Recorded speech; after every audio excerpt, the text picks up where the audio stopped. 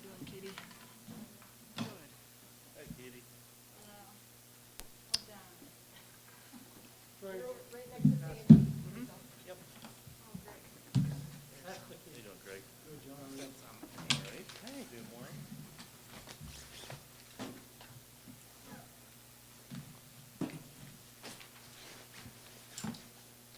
Remember, we got a closed session when this is over. Yes. Okay. Yep. Maybe. Oh, okay. In AB, right? Yep. Closed session and maybe when we're done, just remember. Okay.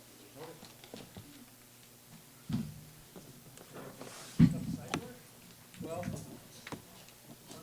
never know. After, you know, you do a long meeting. Potentially. It's early. Yeah. News says CDC's coming up with new guidelines this Saw week. there's like a line of people waiting outside. Stay on. Dairy Queen. Like, what are you? Thought it was for here, right? Oh my God.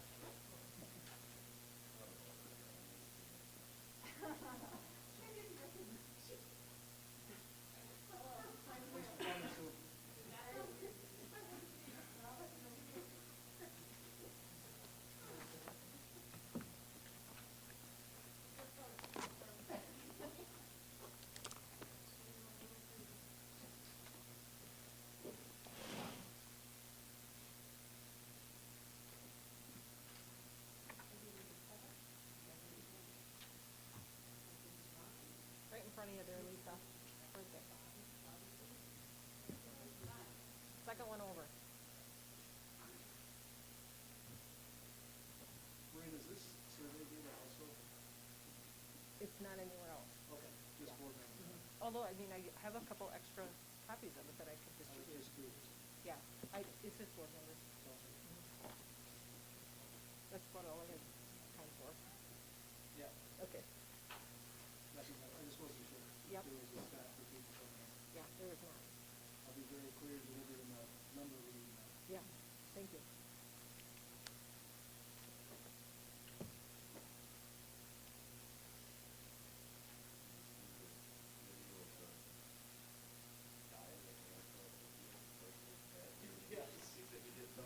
Yeah, go right ahead.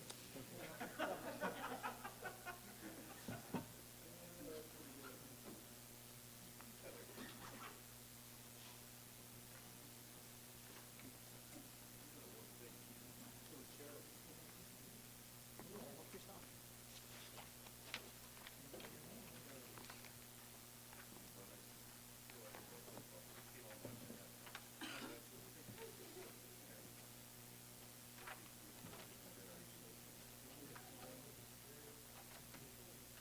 Hey, Brian.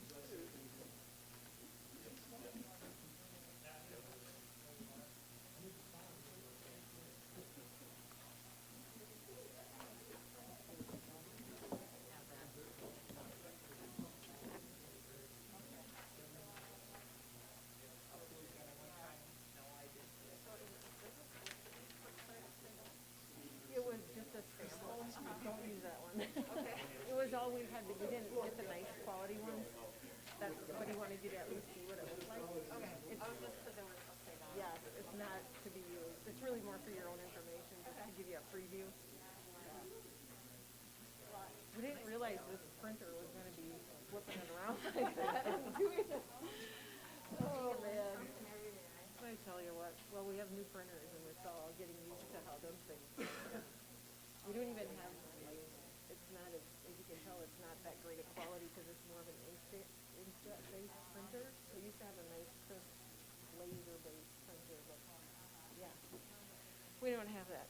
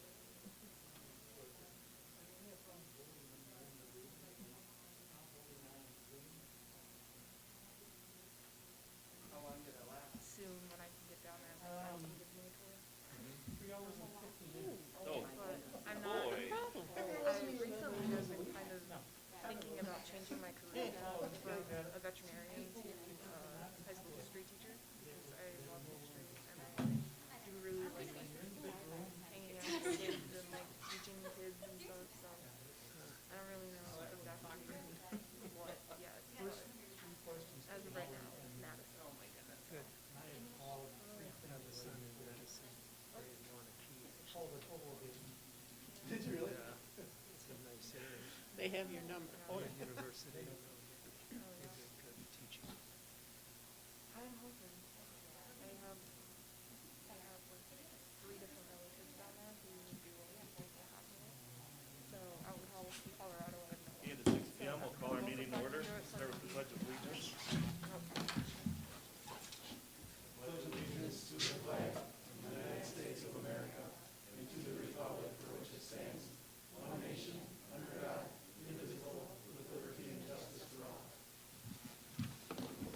We have roll call, please, Maureen. Mr. Crane? Mr. Crane? Here. Mrs. Medina? Here. Mrs. Hett? Here. Mr. Beer? Here. Mr. Bembo? Here. Mr. Davis? Yes. Thank you, Maureen. First item tonight will be our student representatives report. Rachel, how are you doing tonight? I'm doing good. Good. Oh, wow. A fancy microphone. So fancy. Okay. So not much has been happening. School is normal. There's been a lot of talk about this meeting. I've heard in multiple of my classes, everyone's like, oh, when's the meeting? Ooh, what's going to happen? I've also noticed in some of my classes, my teachers are preparing to go back 4 days a week if that happens. And there's been a lot of talk. My mom's been talking about orchestra, as my mom's an orchestra teacher. She's been talking about how orchestra is going to go and how much nicer it's going to be when all of us can play together, because having only 7 people in a class with no basses, no violas is really hard to prepare for a concert. I also know that some of my friends really like the idea, like I do. A lot of my friends don't like the idea because they work Monday, Tuesday, Wednesday, and they like being able to do school at their own pace. But I'm very excited because I want to be able to actively learn on those days rather than just getting homework done. And I think it'll be better than just cramming everything in Thursday and Friday or Monday and Tuesday, as my teachers have kind of had to do, trying to get all that information in our brains at one time. So, thank you. Thank you, Rachel, and thank you for your input. Appreciate it. Next item is approval of the minutes.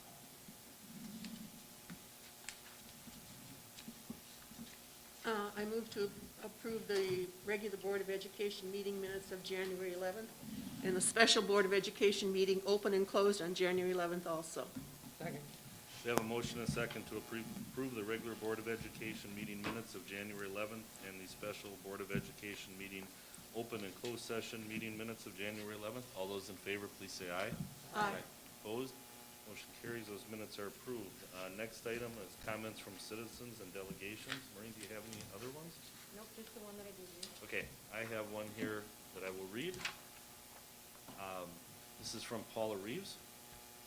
She starts out saying, "Thank you for this chance to address the board on behalf of WREA. We thank you for your dedication to the students, staff, and community. Together, we share the goal of improving the lives of our students while creating a thriving, healthy community. To that end, WREA supports the effort of the district's administration to return secondary students to in-person learning 4 and hopefully soon 5 days a week. More than anything, we want students to return to the building full-time. However, we must do so in as safe a manner as possible. In-person instruction is extremely beneficial for most students, both academically and socially. This pandemic has certainly taken a toll on the mental health of adults as well as children. Returning students to the classroom on a full-time basis will significantly improve the well-being of our community's young people. Our faculty and students have done an outstanding job so far this school year. For the most part, everyone has taken masking and social distancing seriously throughout the school day. As a result, despite many individual quarantines, the district has not had to close an entire school building for even one day. Our mitigation efforts have been successful thus far, and that is due to an entire team effort. The staff has been asked to work harder than ever and have done so willingly because they believe that in-person school is what is best for students. With that being said, the staff would greatly appreciate the opportunity to receive at least one dose of the vaccine prior to being asked to return to full classrooms of 24 to 32 students. This would not only be beneficial to the adults in the school buildings, but it would also give our community a little bit longer to continue vaccinating our most vulnerable populations. With new, more contagious strains of the virus becoming more prevalent, we feel that delaying the return to 4 or 5 days a week at the secondary level until after teachers can receive at least one vaccine dose, which we don't believe will happen before March 1st, will help to ensure the safety of the staff and more members of the community as well. Once again, we know you are in a difficult position. It will be impossible to please everyone. Some people think it makes the most sense to return to 4 days a week at the beginning of term 3. Others want to remain in the cohort model through the end of the school year. WREA would like to see us return to 4 or 5 days a week at the secondary level this school year, provided we can do so in as safe a manner as possible. We believe that means at least a week, perhaps 2, I am not a doctor, after teachers receive their first dose of the vaccine. If teachers receive the first dose on March 5th, depending on the type of vaccine and medical advice received, possible start dates for beginning 4 to 5 days a week in-person instruction could start as early as March 15th. If you want to be more certain that teachers will be vaccinated and/or fully vaccinated, maybe a start date after spring break or April 5th would be best. We are aware that because of scheduling concerns, it might be easiest for RAMs to begin in-person 4 or 5 days a week instruction, beginning with the start of term 6. WREA would be supportive of any of these. With a vaccine in the near future for educators, we hope you will approve increasing secondary school attendance after staff vaccinations can occur. Thank you for your time and service. So that was from Paula Reeves with WREA. No other public comment. We can move on to committee reports. Mary's not here, so I can give the Ed Services report. We have 2 consent agenda items. Anybody like either held out? Okay, the first one was to approve the 2021-22 strategic plan. Craig and members of the Strategic Plan Committee presented the strategic plan in an effort to streamline the process a bit. The administration included a narrative for each objective so that the committee had a preview of progress prior to the meeting. We all found that narrative to be helpful, and I think going forward it's probably going to be something that will be on every yearly report. We've been making progress towards our goal, although this last year has provided some interesting challenges. ES2 is changes to the purchasing procedures for competitive pricing for first reading. That's Board Policy 672.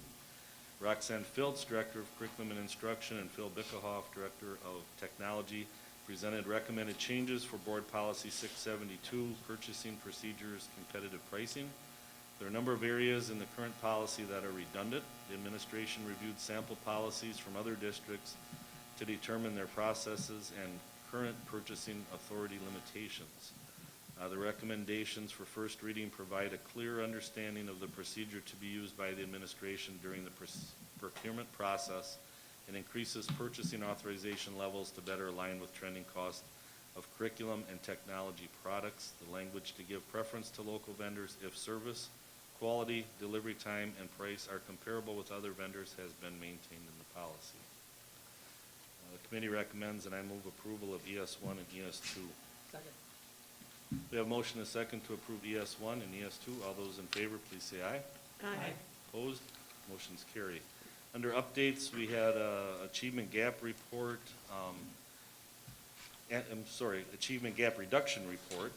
Some mid-year information was provided, contains information on each school's implementation of the AGR contract requirements, performance objectives, and success in attaining the objectives. Roxanne Filtz explained how timelines tied to AGR reporting impact progress measurement reporting when the district's first and second trimester schedules end in late November and early March, but the state requires reporting at the end of a traditional semester, which is mid-January. With the COVID-19 shutdown beginning in March 2020 and the pandemic continuing, student learning loss is a concern and focus for the administration and staff. Second item was the Elementary and Secondary School Emergency Relief Fund, or ESSER 2. The Coronavirus Response and Relief Supplemental Appropriations Act 2021 was signed into law on December 20th, 2020, and provides an additional $54.3 billion for elementary and secondary school emergency relief fund. It's a formula grant and will be awarded in the same proportion as each state received funds under Part A of Title I of the Elementary and Secondary Education Act. Roxanne explained that the district's portion of ESSER II funds is estimated to be $3,155,275. Unlike the first round where districts were required to manage the funding allocation for private or parochial schools, these schools are instead able to apply directly to the DPI. The funds can be used for the same items as the CARES Act dollars. However, local education agencies address learning losses in marginalized groups as stressed, and new areas where expenditures can be covered include school facility upgrades to implement precautionary and viral transmission mitigation measures. Next item was state testing update. Per the latest release from the Wisconsin Department of Public Instruction, requirements for the 2020-21 administration of statewide assessments remain unchanged under state and federal law, so plans are in place for in-person testing to occur to meet the state and federal requirements. This does include plans to assess students who are receiving remote instruction. Off-campus virtual testing options without school district proctors are not allowed within the Wisconsin State Assessment Guidelines, and logistics are being worked out to accommodate for in-person testing. Then we had an update on the Gifted and Talented Educational Services Plan document. It was really minor modifications that just changed the names of the contact information. Then we had a seclusion and restraint state data report. Danny Scott, our Director of Pupil Services, reported that in December of 2020, districts across the state were required to report seclusion and restraint data to DPI for the first time. Seclusion and/or restraint are viable options when a student is in immediate danger of hurting themselves or others. Utilization of seclusion and/or restraint is always a last resort for staff, and the techniques were only used by staff trained in nonviolent crisis intervention. The data being reported may be artificially low to the shutdown caused by the pandemic. F, virtual student enrollment numbers. Roxanne provided the committee with updated student enrollment numbers for off-campus learners. Next item was the cohort schedule at Lincoln High School and Wisconsin Rapids Area Middle School. And I don't think I'm going to read this whole part of that because that is under new business, so we will address that later in the meeting. And with that, the committee recommends that I move approval of the balance of the meeting minutes from the Educational Service Committee of February 1st, 2021. Second. We have a motion and a second to approve the Educational Service Committee meeting minutes of February 1st, 2021. All those in favor, please say aye. Aye. Opposed? Motion carries. The minutes are approved. Next, we will move into the business services. John? Thanks, John. Business Services met on February 1st, and we called the meeting to order at 8:12, and we had no public comment. Out of our meeting, we have 3 consent agenda items. Did anybody want any one of them held out? Okay, hearing none. BS1 is a purchase of a 2021 U80 First Products Aeravator from Horse Distributing at a cost of $13,595, which will be funded from the 2021 Buildings and Grounds budget. What this is a piece of equipment that we previously had, as Ed explained to us, 4 separate pieces of equipment, and this one piece replaces all 4 of them. It's a roller, rake attachment, soil aerator, and overseeder all in one piece. The nice thing is that the company gave us $4,500 credit to take the old stuff away for us and either resell it or redo it or whatever they plan to do with it. So that's always a positive, and that also shows some of the relationships we have with some of our vendors and how they do some special things for us in both buildings and grounds and also in technology. Second item is a purchase of software for counseling, the counselors, and it's curricula from Committee for Children at a total cost of $26,964. This is using carryover funds from the 2019-20 Behavior and Mental Wellness Grant. And this is software to help with them in dealing with school counseling for public, community for the children is the company. It gives them support to social and emotional health and well-being of our elementary students. And then the last item is the lease agreement with CCFI for the Vesper Community Academy School Building. This lease will be with CCFI for the 2021-22 school year, an amount of $23,000. And as Ed explained, that this is basically helping us pay for that, keep that building there, because we did run heat and electricity and kept the water moving in the building. So with this, with them using the building, this covers those costs, and actually probably have a little bit extra for that for the budget. So with that, committee recommends, and I move the approvals of BS 1, 2, and 3. Second. We have a motion and a second to approve BS 1, 2, and 3. We have roll call, please, Maureen? Yes. Yes. Aye. Yes. Yes. Then we had some updates and reports. One of them was the student laptop computers that Phil was going to purchase for the testing purposes, and he was able to secure those. He did give us a little note that the company that he got them from had, did you say 100,000? 50,000 computers, and by the time he placed the order, they only had about 4,000 left. So they are a hot commodity. And the second item was food service equipment purchase. This is for a combi oven at Lincoln High School to replace a broken oven. The winning bid was a total cost of $33,405.11 from Bolter LLC. This is a critical part in the Lincoln cafeteria, and they've been trying to work with a previous part that, or a previous oven that was much older, and it just didn't make it. So with that, Lizzie had to make the purchase, and that's coming out of the food service fund. And with that, the committee recommends, and I move the approval of the minutes. Second. We have a motion and a second to approve the meeting minutes of the Business Service Committee on February 1, 2021. All those in favor, please say aye. Aye.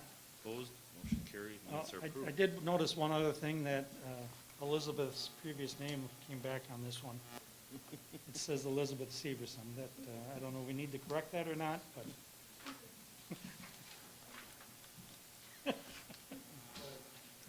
Thanks for the report, John. Yep. Next, we have Personnel Services. Sandy. Personnel Services met last Monday at 8:11, and from that meeting, we have 7 consent agenda items, and they are as follows. Number 1, the committee recommends and I move to approve the 7 support staff appointments. 2, the committee recommends and I move to approve the 1 non-represented support staff appointment. 3, the committee recommends and I move to approve the 1 professional staff early retirement. 4, the committee recommends and I move to approve the 2 support staff early retirements. 5, the committee recommends and I move to approve the 1 professional staff resignation. 6, the committee recommends and I move to approve the 1 non-represented support staff resignation. And 7, the committee recommends and I move to approve the 2 support staff resignations. Anybody want something held out? Second the motion. Okay, we have a motion and a second to approve PS 1 through PS 7. All those in favor, please say aye. Aye. Opposed? Motion's carried. And then we had 2 updates. One was on the status of our substitutes, and this year we have 24 less substitute teachers, and we have 20 less substitute aides for the school year. At the secondary level, the fill rate has been around 80%, while the elementary had a fill rate as low as 69% in the fall, but it now has a fill rate of about 87% since the winter break. And then we had a clarification in our handbook language. This has to do with consecutive years of employment leading to the date of retirement. It's not just 15 years, but it has to be 15 consecutive years without any break. This is what we've done in the past. This is what we'll continue to do, but we're going to have the employee's handbook put more clarity in this. And with that, I move that the minutes of the February 1st, 2001 committee meeting be approved as printed. We also have the second. Right, but I was going to Okay, I'm sorry.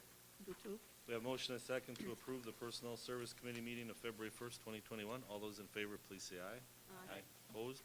Motion carries. And then I move that the minutes from the Special Personnel Services Committee meeting closed session on January 18th be approved as printed. We have a motion and second to approve the special closed session meeting minutes of January 18th. All those in favor, please say aye. Aye. Opposed? Motion carries. The minutes are approved. Thank you, Sandy. Next item is agenda referrals or information requests. Anybody have anything this month? Okay, we can move on to the legislative agenda. Troy, what's new? All right, so this month we do have a few pieces to look at, both at the state level and at the federal level as well. I'm going to start with the WASB Delegate Assembly, met virtually on Wednesday, January 20th. Ultimately, I hear it was quite a timely meeting in its virtual fashion this year, but 10 amendments were up and adopted at the end of that meeting. The WASB positions on policy issues are generally decided by the Delegate Assembly, and the Delegate Assembly meets annually at the state convention every January. I will briefly go into the 10 resolutions that were adopted by the delegates. The first one is a 1-cent sales tax for school infrastructure, technology, and tax relief. Next, second resolution is in regards to expanding and calling for reliable broadband access. The third resolution pertains to enrollment hold harmless. This one I'll go into a little depth. WASB supports legislation to create a hold harmless exemption in district membership calculations used for revenue limits and per pupil categorical aid. This statutory exemption would be authored by DPI upon consultation with state and local leaders. Next resolution is in regards to instruction on indigenous tribes.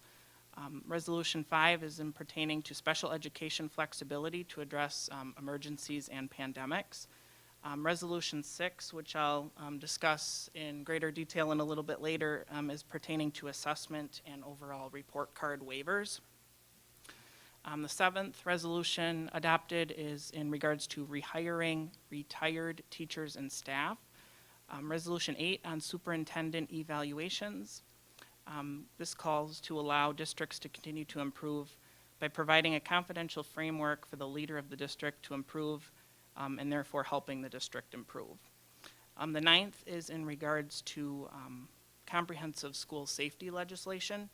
And the 10th, which was adopted as well, pertains to school district mascots, logos, and overall imagery. So 10 resolutions were adopted in that meeting. No resolutions were turned down. And this is the first time that the meeting was held in a virtual format. Moving on to January 26th, as required by state law, State Superintendent Carolyn Stanford Taylor and DPI submitted a plan to the legislators' Budget Writing Joint Finance Committee for plans to allocate federal funding from the latest COVID relief package. Under state statute, DPI must submit a plan to the Joint Finance Committee on how to spend additional federal dollars it receives whenever these funds push the total amount above 105% of the amount in the overall appropriations schedule. The JFC then undertakes a 14-day passive review process of the department's plans and can approve or modify the plan overall. Also to mention, under DPI plan, each public school district would be guaranteed a $100,000 minimum grant as a floor amount. If the district's allocation through Title I formula via the 90% distribution is less than this amount, the district would receive an amount from the 10% set aside necessary to bring their grant award up to that $100,000 amount. And last to mention, setting a $395 per pupil allocation distributes about $65 million of the overall available funds. Moving on, a new analysis of the state's finances released on January 26th by the Nonpartisan Legislative Fiscal Bureau. This projects that state revenues over the current fiscal year and the next 2 fiscal years comprising the 21 through 23 biennial budget will be 1.1 billion higher overall than earlier estimates released in November by the Department of Administration. This will ease pressures on state finances to an extent, and it could mean lawmakers will be able to provide some of those additional revenues to fund schools in the upcoming biennium.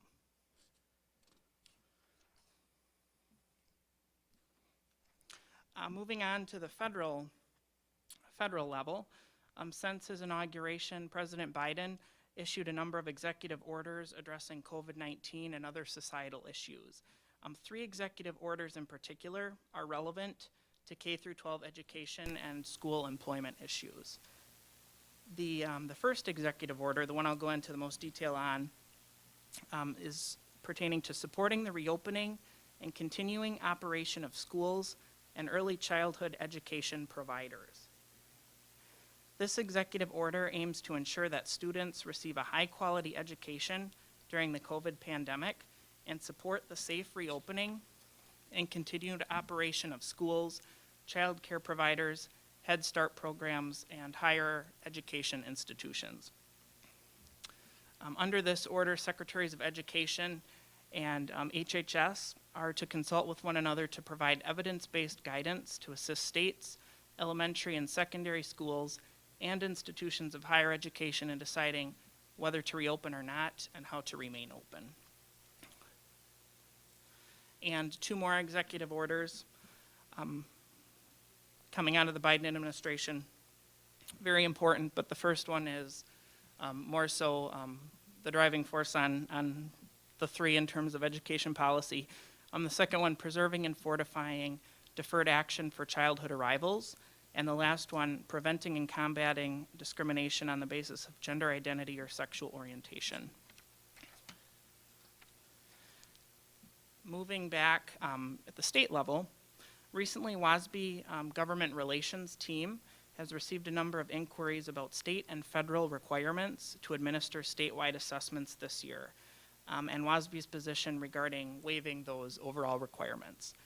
As of today, requirements for the 2020-21 administration of statewide assessments remain unchanged under both state and federal law. With respect to state law, DPI is specifically prohibited from granting a waiver from requirements to administer statewide. This means a legislative change is needed to suspend the assessment and report card requirements overall at the state level. At present, the legislature appears unwilling to repeat the action that they took in the 1920 session regarding suspending statutory requirements. Again, at this time, they appear unwilling to repeat this action for the current school year. Last, I will mention WASB's stance on this. WASB will be submitting comments in support of the DPI's request, while urging it to be bolder and go further in requesting a full federal waiver. As you will recall, one of the resolutions pertains to assessment and report card waivers, one of the 10 adopted. WASB supports that public school districts should continue to assess student growth and performance using assessments and measures approved at the local level. However, WASB also supports legislation specifying that in any school year during which a health emergency, pandemic, or other disaster occurs that affect large portions of the state law requiring assessments to be administered annually to pupils attending schools in a district, in a public school district, independent charter school, private choice school, or special needs scholarship program school would not apply, and DPI would be prohibited from publishing school and school district accountability reports in the following year. So that is WASB's overall take.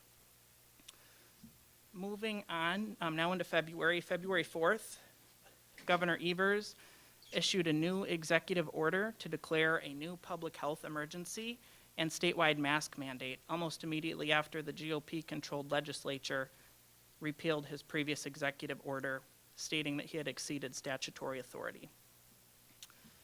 Rules proposed by the governor will go to a legislative committee co-chaired by Senator Steve Nass, the author of the joint resolution that repealed the overall previous emergency order and mask mandate. His office has already stated he would not support these efforts. And bottom line is ultimately this issue will go to the courts. It'll be decided by the courts. The Wisconsin Supreme Court has a case pending before it on the issue. Also on February 4th, last Thursday, the Senate Committee on Government Operations, Legal Reviews, and Consumer Protections held a public hearing on Senate Bill 55. This is a bipartisan bill that would modernize publication of proceedings, minutes of meetings held by school boards and other government bodies. This would authorize school boards, in addition to city councils, village boards, college districts, to discontinue paying to publish the proceedings of regular and special meetings in a newspaper, instead by posting a copy of the proceedings in a public place, whether it's a website, transmitting a copy to a newspaper to give overall notice. Generally, I'll jump to the end here. WASB supports this bill based on their resolution 160, which states that WASB supports legislation allowing districts to publish statutorily required notices electronically on the school district website and other social media maintained by the district. WASB has come out in saying that this is a step in the right direction. Thanks the authors of the bill and a group of bipartisan support in the legislature as well. Scott Krug did sign up to be as a supporting legislator for this Senate bill. Tuesday, February 9th, tomorrow, the State Senate Committee on Education, which is chaired by Senator Alberta Darling of River Hills, will hold an informational hearing on demographics and the overall state of education. This is tomorrow at 10 a.m. Wisconsin Eye is planning to have live coverage of the hearing. And this will be a joint hearing with the Senate Committee on Universities and Technical Colleges, and we'll hear testimony from invited speakers. And Wisconsin Department of Public Instruction is on that list.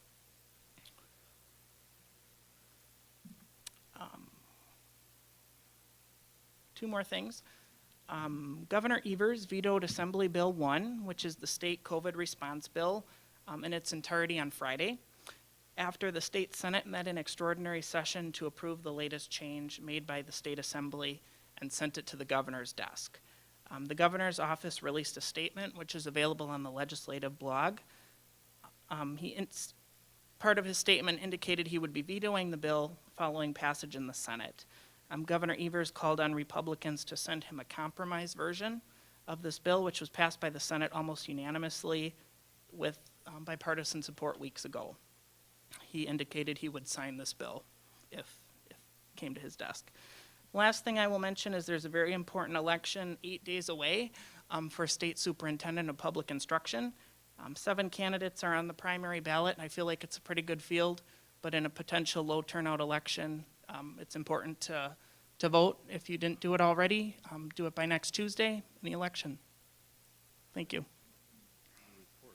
Next item is the bills. I move that the bills, Receipts be noted. that the receipts be noted and the bills be paid as printed. Second. We have a motion and a second that the receipts be noted and the bills paid as printed. Could we please have roll call, Marie? Yes. Yes. Yes. Yes. Yes. Thank you, Maureen. Next item, unfinished old business update and discussion on April 6th referendum. All right, so, excuse me. We, as you know, are moving down the path of asking voters two referenda questions coming up here in April. One is a $2 million levy override, and the other one is a $34 million bond issue. I provided to you information in your board packet of a flyer that's been created. There's a very similar PowerPoint that will go along with the finer points of that flyer as well that's in development. We have scheduled a number of community-based meetings, the first of which is kicking off tomorrow night at 6 o'clock, where I do a very nice presentation to the Grand Rapids Township Board, just around the facts and specifics about the referendum. We have a couple of engagements scheduled with WFHR to be on the radio. I'm going to talk with the Wisconsin Rapids City Council. get before as many, philanthropic and community organizations as we can, put something together, of course, for staff, commentary and feedback and communication on that topic. And then our first scheduled community-based meeting, informational session, is, I think, February 17th, if I'm not mistaken, at the PAC. And we are going to both live stream that and record that, and then we'll have that, accessible to folks that can't attend in person or want to watch it a different time. It's going to be really good, so I would encourage anybody interested to tune in. And what we'll do is simply go through and provide additional details and specifics around both referenda questions, the basis and rationale why we're bothering asking these questions, and what it would mean both in the short term and long term for the organization. I think one of the pieces that I'll emphasize and reference, as long as we are here and have potentially some viewers joining us live stream, would be to say there is there's projections, that indicate that if both of these questions would pass, there would be little to no impact on the school tax levy. And that is as a result of a number of things, including the work of our soon-to-be former business manager, which is, I'm mentioning this now for those that are viewing at home or elsewhere and are not in attendance, because Dan Wigan is wrapping up right around a couple of decades of service to the organization in his capacity as business manager. And so first, I wanted to recognize his outstanding work putting the district in a very favorable financial position. So thank you, Dan, for your work on that. And secondly, to say that timing is everything with regard to school finance, and what we have then is a circumstance that's been created by the management of our business financials and so forth, so that we can ask these questions and not have an impact or a minimal impact, if any, to taxpayers. And that has everything to do with defeasing and paying down existing debt in a fashion that is advantageous to the organization, and by virtue of that, to taxpayers.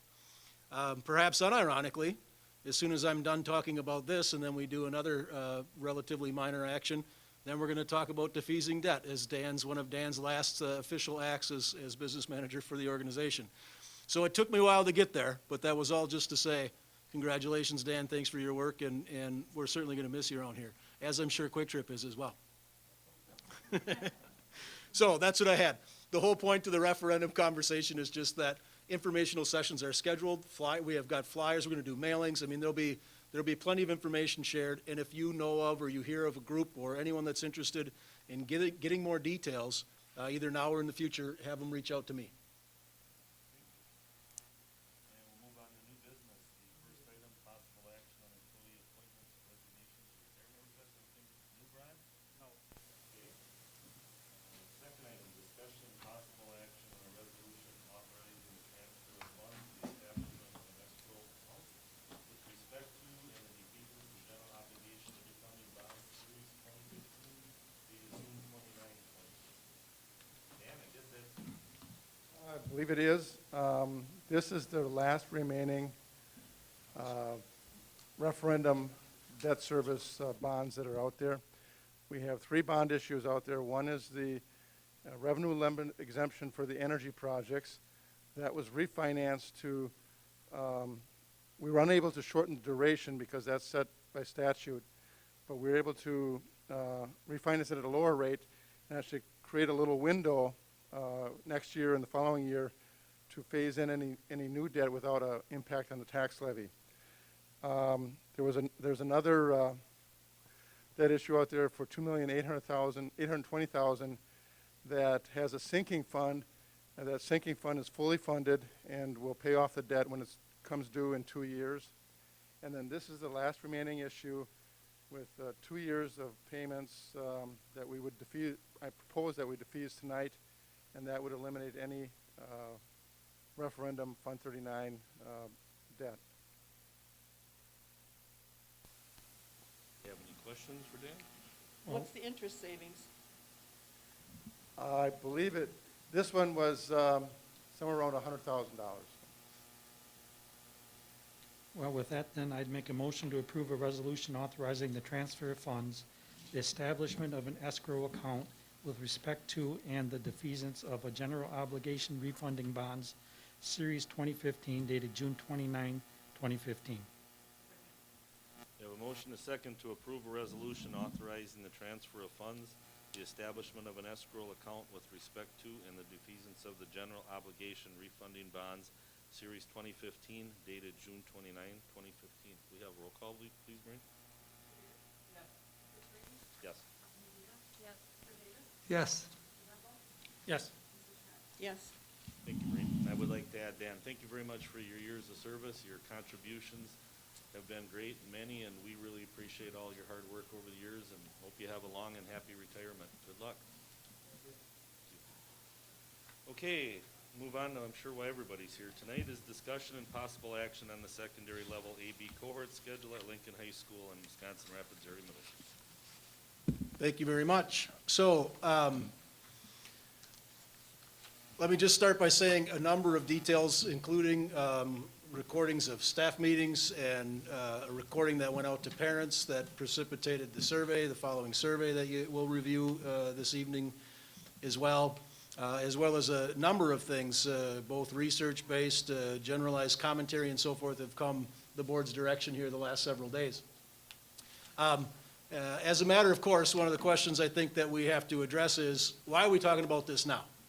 And I think, well, I don't think I know, but I just want to walk through that timeline with respect to why would we even bother talking about it now, and then launch into what we're talking about, and then move into kind of the survey data, allow our medical advisors, Dr. Falk, Dr. Olson, and potentially medical student Benda to share some information with us, as well as Sue Kumperman, our public health director, who have all agreed gratefully to be in attendance this evening.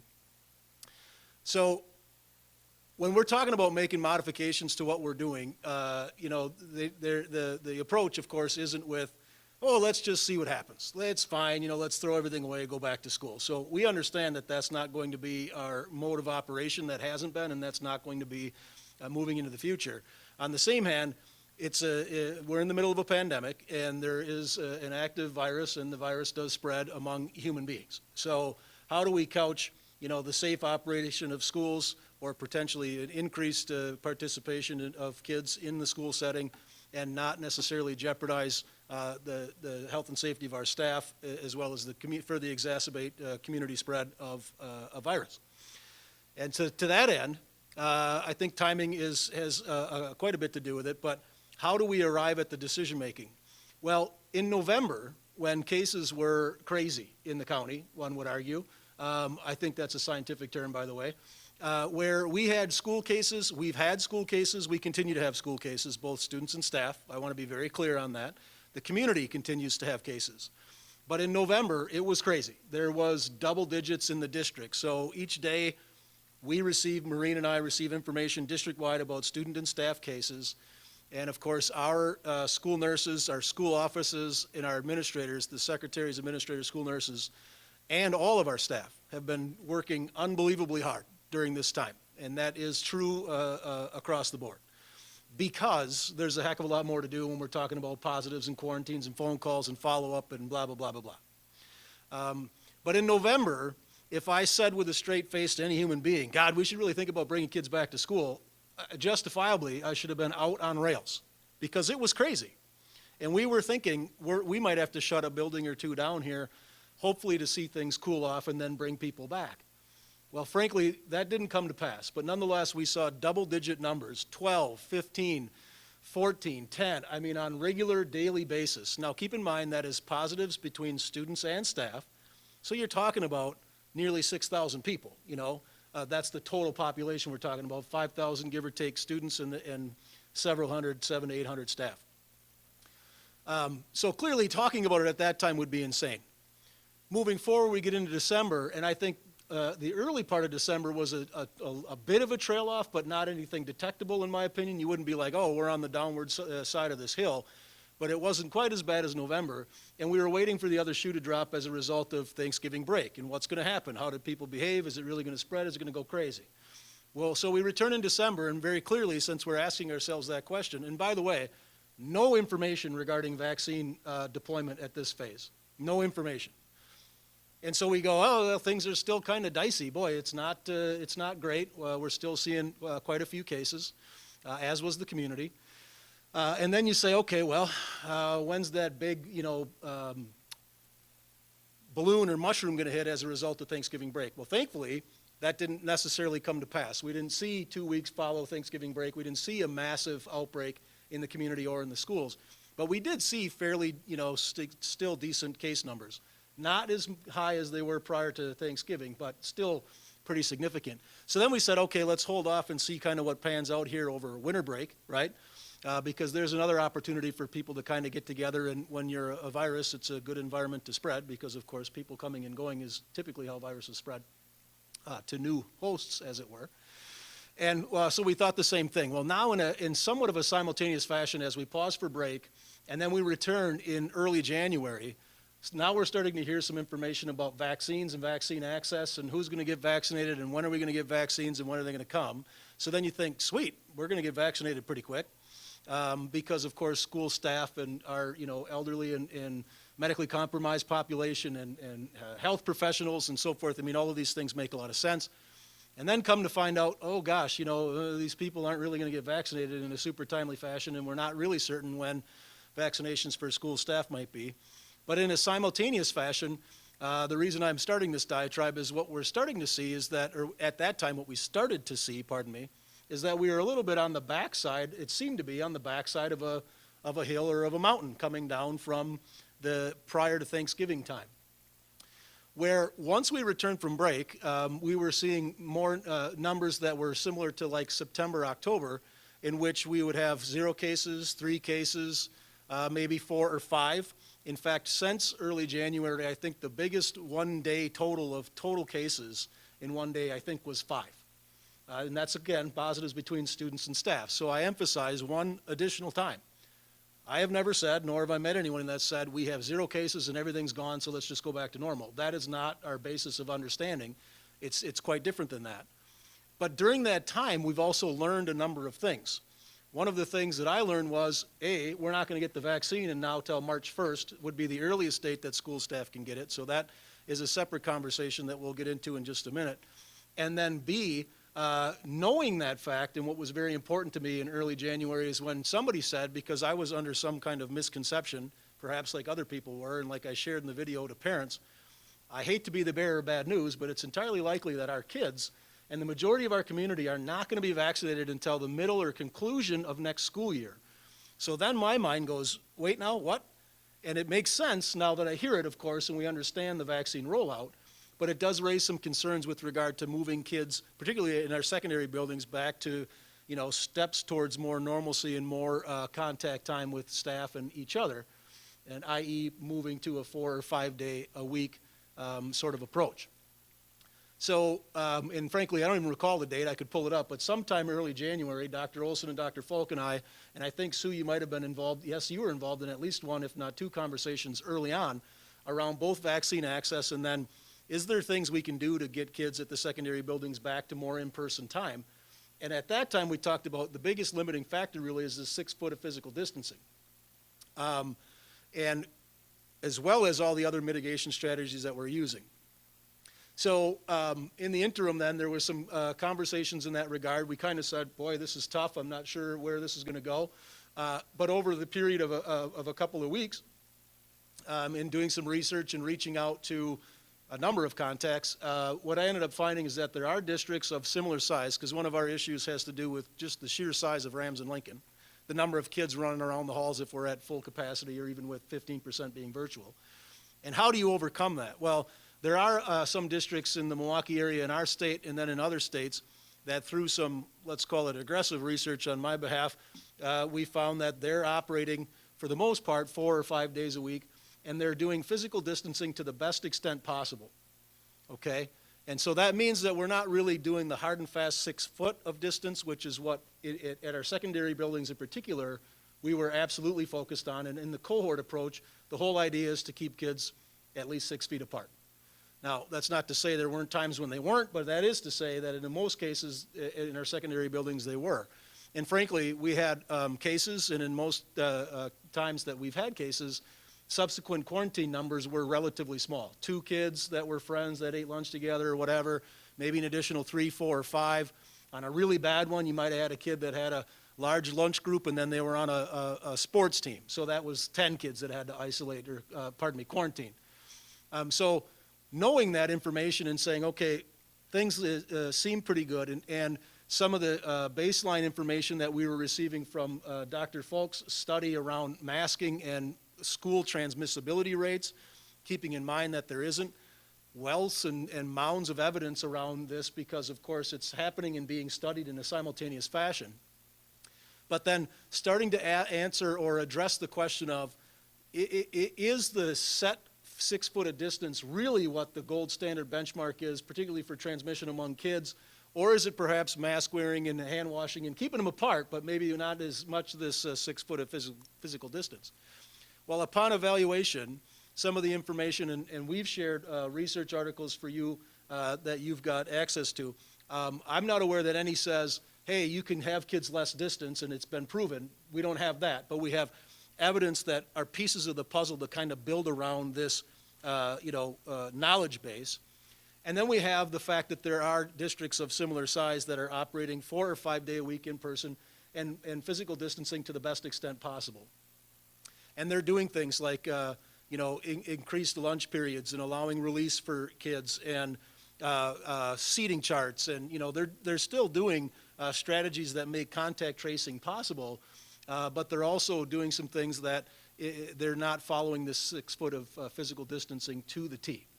So for that, then, you look to the state of Missouri as an example. By governor's order, had made a modification to quarantine and contact tracing guidelines, specifically in a school setting. And so now I get to the foundational premise of what we're even talking about. And I forgot the whole point to that story.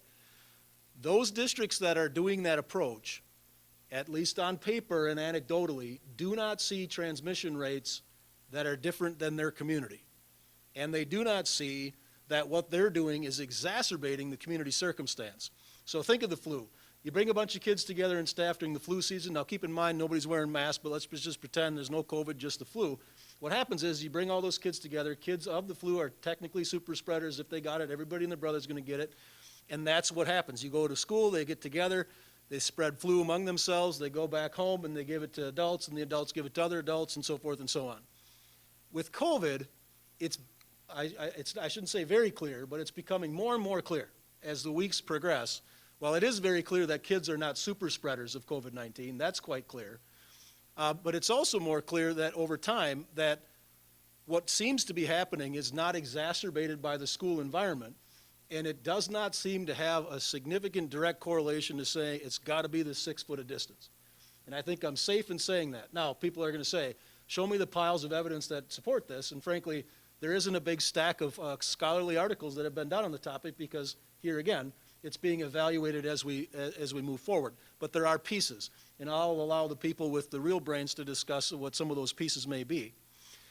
So that being then the thought process, and knowing that at some point in time we're going to get a vaccine, and I would argue a vaccine is not necessarily a linchpin. I think it's important. I think it's part of the puzzle. I can tell you that if staff are vaccinated, then the fear of becoming very ill with COVID-19 is reduced or virtually eliminated. And so that is absolutely a guaranteed benefit of having staff vaccinated. My concern has to do with going back now to the beginning of the story, which has to do with timelines and our relative ability to have that be some potential benchmark. I'm not super passionate about it's got to start on this date, but I am passionate about we need to do some things yet to conclude this school year, because if we do what we're doing now, which is fine, it's working fine. It's not fine for all kids. It's, there's struggles. I'm not debating that, but from a pandemic perspective, we're not making things worse. I get that, right? Things are okay. But if we finish this school year in that regard and we come back in September, we're not going to have kids vaccinated. Staff will be vaccinated by then, one would think. More communities will be members will be vaccinated by then. But we're still going to be wearing masks. We're still going to be physical distancing. We're still going to be quarantining. And implementing this change in September would be crazy. So that means we'd come back probably under the cohort again. We'd do the same thing we're doing now. We'd come back in September, And maybe for 3 weeks or 4 weeks or whatever, 5 weeks, we would get our base bearings again, perhaps implement surveillance testing. I'm going to talk more about that in a sec. And then go, okay, well, I think we're okay now, and then we would implement, at that stage. So kind of kicking it down the road. This baseline of surveillance testing, what's the point to that? Why are we talking about surveillance testing? One of the aspects of surveillance testing is that it's not necessary, like it's not required in order to move to this model, but what it would do is provide a baseline. So think surveillance testing being, we take a certain portion of the population that agree to it. So you have to opt in, there's consent. And so parents would have to say, yeah, I don't care if my kid's randomly tested. And that doesn't mean they're tested every day. That means they're thrown in a big bin, mixed up, and then we pull out a certain number that we need to test. What Dr. Falk will get more into is we're talking about 450 students and staff, which is about 20% per week. And we can get more into what that would mean in terms of a number of things. But you're randomly selected. You get the swab up the nose. That's not the big deep back of the skull. It's just the tickle up the nose with the swab. That gets sent off. Again, that's with consent, and you would get a test, and that would be, it would go off both students and staff. When you get those test results back, some are going to come back positive, some are going to come back negative, because there is also the possibility that students in particular and adults, are walking around asymptomatic, right? So you could get positives, or you could be just on the front end of you don't feel quite sick yet, you don't have symptoms, but you do have the viral load, so it is detected, okay, blah, blah, blah. But the point is that you identify what a baseline of positivity is. Over the course of a 3 or 4 week period, that becomes then what your zero line is. This is what we're seeing in terms of positives. When you move forward and you implement 4 days a week as an example, you continue that testing, and as you continue the testing, you compare back to where you were before you implemented the change, and therefore you have some basis of comparison to say, okay, we did this and the positivity rates are now elevated from what they were. Is this because of the change that we made? Is it because of the community? Is it both? Okay, and you have a bit more ability to be somewhat proactive in decision making. So that's why you would surveillance test, because it provides a rational basis for decision making. And of course, we could develop thresholds that would say, hey, if we're seeing this as compared to the community and as compared to pre 4-day implementation, we got to go back because something is not going well here. And by that I mean, you're going to see a case and then multiple cases more because of the initial positive. And one thing is quite clear, that's happened. We've had some, potentially school spread, but it's been the vast minority of cases. So it's fairly atypical to have me positive and then John and Troy and John also become positive after having to quarantine. That hasn't happened a ton. So once we would establish that baseline and surveillance testing, and once we would implement the 4-day a week, we would continue testing to have a basis of comparison. And that's basically, I think, in synopsis, what was presented to staff and then ultimately to parents via the video that I did. And then we followed up with a survey. And Ron took the time to talk with at least a handful of high school students. You want to provide that brief feedback, Ron?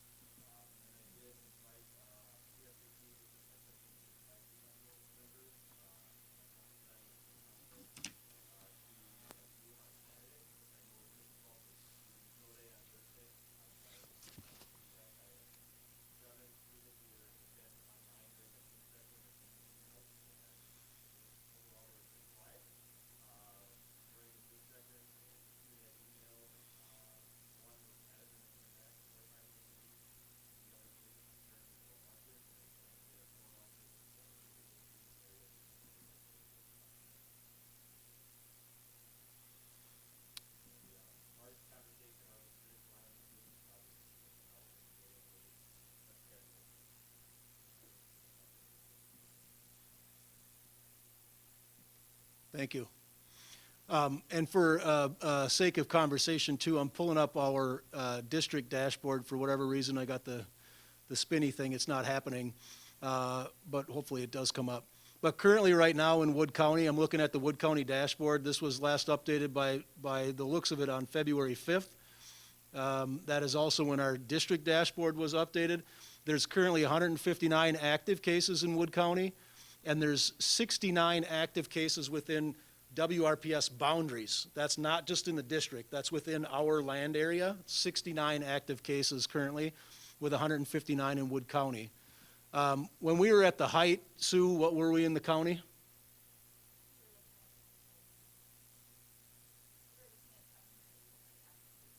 $700 to $800 active cases, and so we're clearly significantly less than that currently. But active now with our district dashboard, also last updated on February 5th, we have 6 active staff cases and 13 active student cases.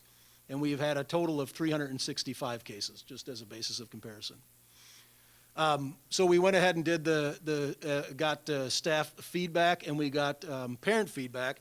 So I think I'll review those now, then allow any questions or commentary that you, I'll allow Dr. Falk, Dr. Olson, and Allie. I'm not sure, should I call you doctor yet or not yet? Okay, so med student Benda, and pretty soon doctor, who is an LHS grad, by the way. A lot to be proud of here, yeah, but that's awesome. And so then anyway, I'll review that. We'll allow, and then Sue, sorry Sue, I didn't mean to not introduce you, but Sue Kupferman from the Health Department. They can provide some commentary, and then you folks can ask some questions about, get any questions answered that you might have. Absolutely. Said that we were looking at 20% for the surveillance testing that you were talking, the 450 or whatever was the surveillance. Is that just secondary students, or are you talking with throughout the district? Just Lincoln and Rams, secondary students and staff. Yeah, and we'll talk more about surveillance testing because it's not going to be cheap. But we think we have a funding source to take care of that. But we don't want to overdrive our headlights in that regard either.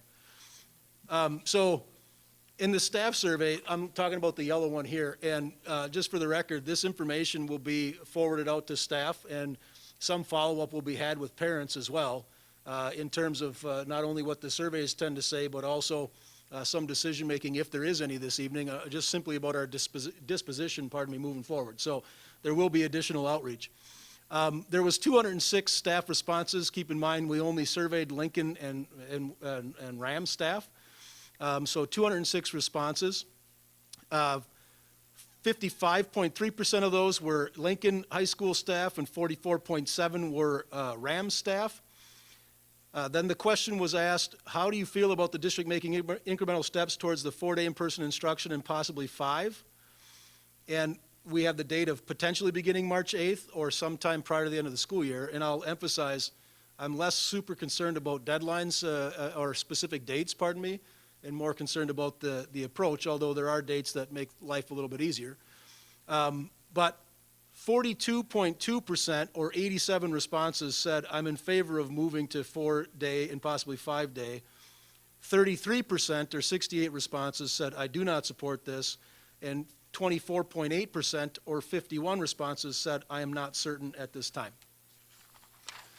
Moving on to the surveillance testing piece. Basically, after you heard about the surveillance testing diatribe, would you be willing to, consent to getting a random test every so often? 44.7% said yes, that's 92 responses. 35% said no, that's 72 responses. And 20.4% said maybe, that's 42 responses. And then what we did was take and put commentary, because of course there was, short or long answer possibilities following most of our questions, and put that commentary into buckets. Maureen took care of that today and over the weekend. That's a ton of hard work, so thanks to her for doing that. And around the commentary of moving to 4- or 5-day instructional model, you can see there on the left, the number indicates the number of times you saw a response similar to what you see in the box. So 41 times were of the connotation of staff who wish to be vaccinated need to be prior to trying this. And don't rush the decision. 33 times, studies show that what we are doing is working and keeping people safe. We should not change it. Kids are in a routine and it's running smooth. Changing now could cause more stress and anxiety. 31 times, proper social distancing with all students back is impossible. This is a big concern. Going against the CDC guidelines to 3 feet. Going against the 6-foot CDC guidelines to 3 feet shouldn't happen. Medical and research evidence is needed. not anecdotal commentary, and then it goes down the list. And frankly, these buckets are created by us, of course. This is from an evaluation of all of these comments. And you guys, as board members, and frankly, anybody else that wants them, can have access to the comments and, of course, to the buckets. And as you move to, and I'm not stopping for any particular reason other than those are the top 4 or 5 things cited. And then we can move to the staff survey commentary about surveillance testing. 14 people indicate that results of surveillance testing would be skewed as people not likely to mask or anti-maskers are more likely to be exposed and be positive, but also the ones who won't consent to testing. Numbers won't be accurate representation, rendering it pointless. Testing the same small group of people that comply will not be beneficial to any kind of data collected. So kind of an underlying idea that the data may be skewed because the people agreeing might be people that are really following the rules. I don't know if we would necessarily know that, but potential. 9 indicate true surveillance testing would include everyone, not just a few volunteers. You can't surveillance test students without parental consent, and we will do it with parental consent. There's no other way you can do it. A true random sample is when you take a population and just grab a certain percentage and test them. Yeah, absolutely. But when you're dealing with kids, you can't do that. You can't just grab kids and push them in the corner and test them. Nobody's advocating for that. I'm just making a little bit of a joke. So there's that commentary. And then the last piece that's included, let me double check. We got a lot of papers tonight. The last piece that's included is just about final commentary. So 13, let's get through this year as we're operating now, then see what we're at for next year. It's been tough and stressful, why make the change, kind of. 7 people, or 7 times, I should say, kids need to be back for their emotional well-being in person is crucial to the academic development and mental health of all youth. With proper precautions in place, hopefully this can happen and get good results. 5, we do want kids back more, but not without staff being vaccinated and the CDC 6-foot guidelines followed. And then 3, it is logistically too late to be doing this on March 8th. Teachers aren't prepared. Students' families have options to decide on. Do not let trimester start date determine anything, making safety the priority. So that's the staff commentary, and then we get into the parent commentary, and these surveys were sent out in a similar time frame and closed. Both of them closed today at noon. Just yes, ma'am. If everybody had responded at Rams and Lincoln, how many responses should we have had? That's a great question, and I did write that down. Do you remember from our conversation today, Maureen?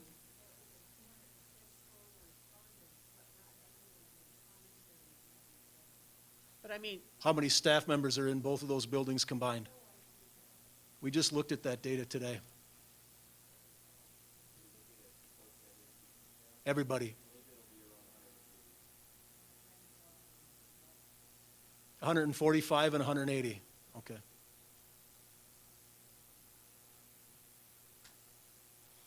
So for parent surveys, we had 682 responses, and we're on the gray sheet now.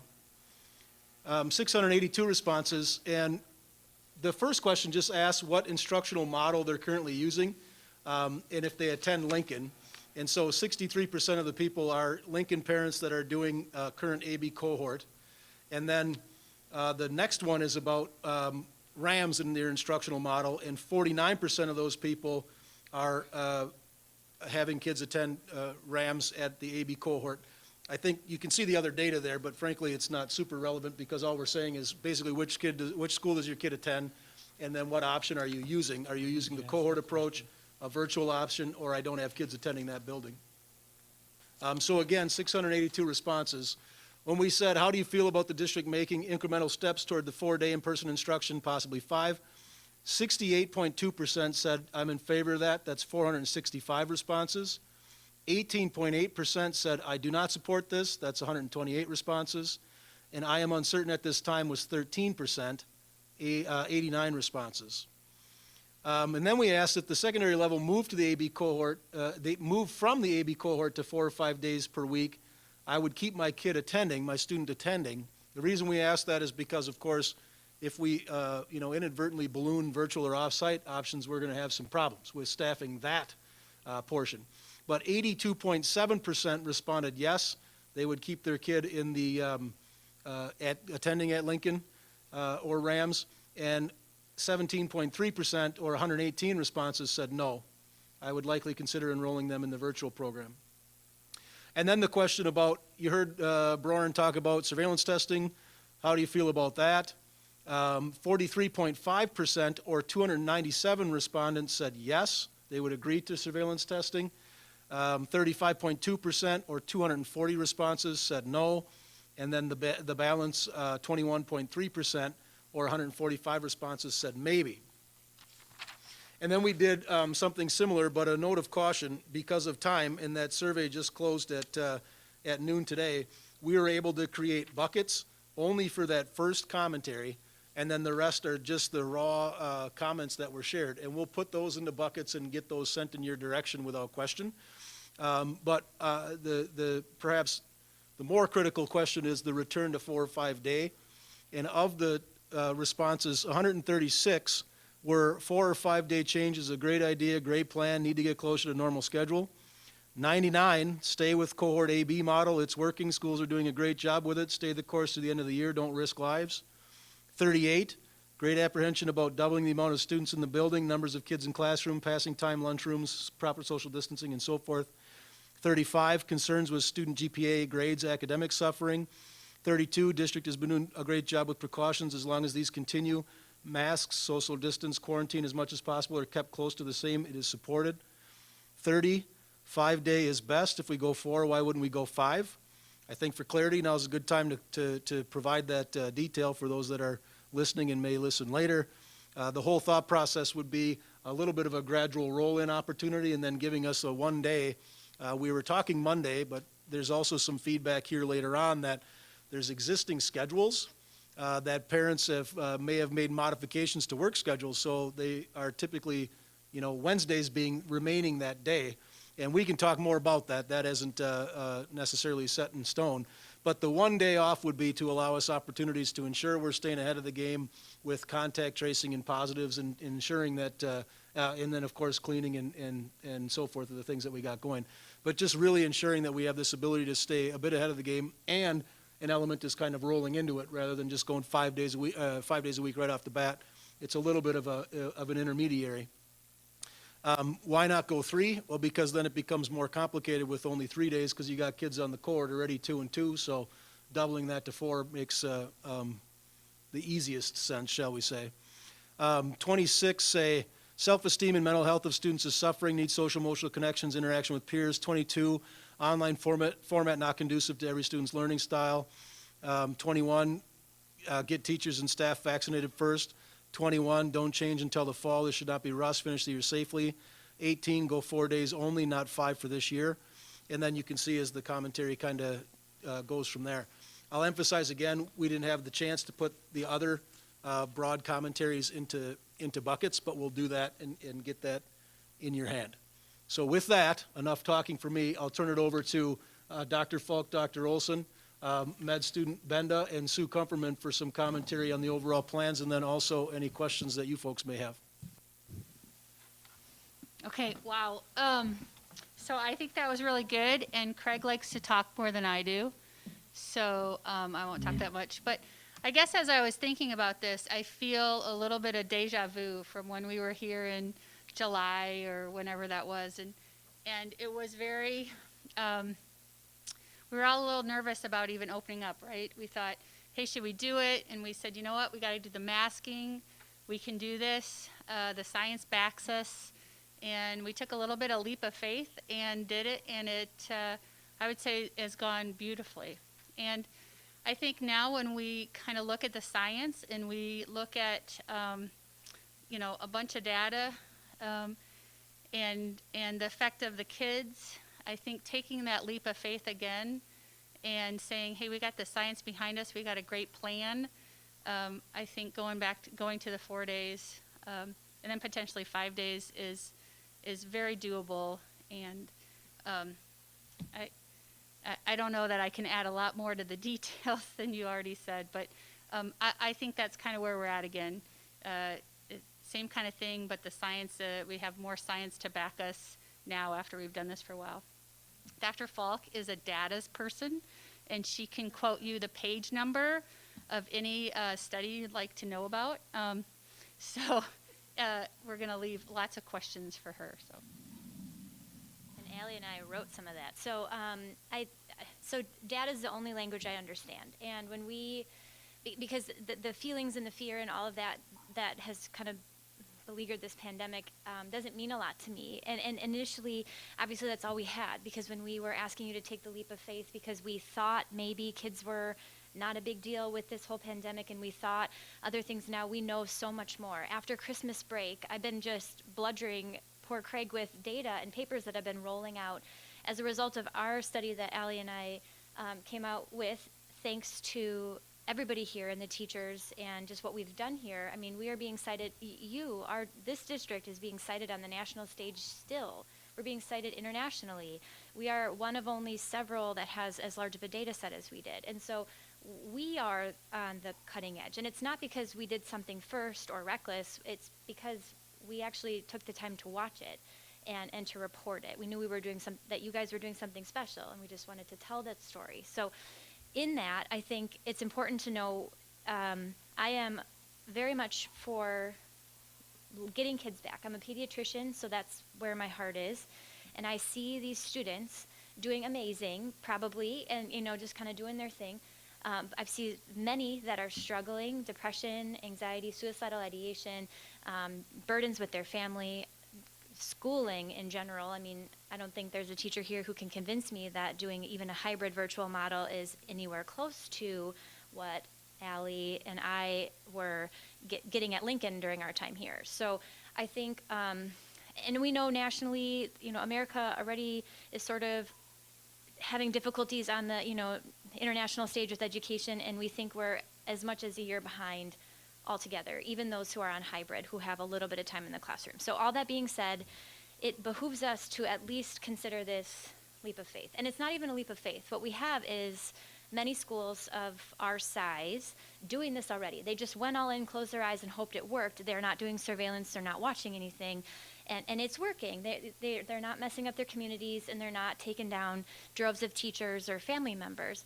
And what we're suggesting is doing this in a calculated and data-driven way. Again, the only language I speak. So when Craig asked us to help, I said the only way I'll help you, and I think Sue's okay with this too, because we're going to be doing some prospective watching of this, which literally nobody's doing. We've asked the state to help us. I used my 20 seconds of CDC fame to see if they'd help us. 0 response. By help, I mean, would you give us tests so we can do this, similar to how they're doing tests every day on symptomatic children, and we got no response, so that's fine. So I can speak on other ways that we think we can get this done. But that being said, I have had the opportunity to speak with a lot of people on our plan. And by a lot of people, I mean heads at Ohio State University, Duke University, who called me 20 minutes after our study went out, who is doing this massive collaborative group throughout the entire nation, and they want us to be a part, and that may come up at some point, but they're on the cutting edge of this, and they wanted my help, which is crazy because I'm a lowly pediatrician in Wisconsin Rapids, and they and also some behind the curtain stuff at the CDC. Allie and I were a part of a lot of meetings, at the national level recently after our paper went out, and I only say that to say that the whole 3 feet versus 6 feet thing, they're very curious about. They're not going to change what they say because there's no data. Why is there no data? Because we're in the middle of this right now. And we think the classroom is a very special place. It's very different. It's not a bar. It's not cops. It's a very special place where we can almost ensure masking. We can ensure other mitigation measures like extra sanitation, thanks to EDS people. We can ventilation, all these things. And it's been postulated by some, and again, this is kind of speculative, but there's some data behind it, that kids are even safer. And so our teachers, if they're accounted for 40 hours a week, instead of having larger social circles. You heard from our student representative that I don't want to go back because I'm working 3 days a week. So, I mean, how large is that? And there's been a lot of stuff on that too. It's we kind of giggle about it, but there are many people who are now asked by their families to contribute. So we're essential to contribute to their families' income. And so instead of doing what they're supposed to do, which is get an education. So all that aside, I think we owe it to our children to work into this. And just because we're not in a place like Madison, and I've had some forlorn conversations with those people since our study came out they can't even they can't even get themselves to get the kindergartners in the classroom, which is beyond me. At this point in the game, when we have so much more data than what we sort of came to you with for a prayer of giving this a try, and it worked, they're still just stuck. And so we're not in that situation. Dr. Olson, we're having this discussion today of, look, we're doing, it's not great, but it's good. It's better than a lot of people. So why would we, rev the engine and try to go faster? But we all know that kids need this. All of it, the friend stuff, the school stuff, all of it. And so with that, the vaccine issue, Sue can maybe help us further explore this, but I do not have much hope at all that we're going to be able to roll out the vaccine to teachers anytime soon. And I'm not a federal or state health official, but she is, and she can't even find vaccine. Our clinic asked for 1,800 this week. We got 3,000, had to wipe our whole clinic schedule for 300, wiped our whole clinic schedule. And it's just not available. Who knows where it is? The state doesn't know. Maybe it's going to Milwaukee. Maybe it's going elsewhere. We just don't have it. And the vaccine is important. It absolutely is. I'm a vaccinated individual, and I'm very happy about that. But even and I'm not advocating one way or the other. But you've heard the CDC director, Dr. Walensky, Paul Offit, who is a superstar in pediatric infectious disease.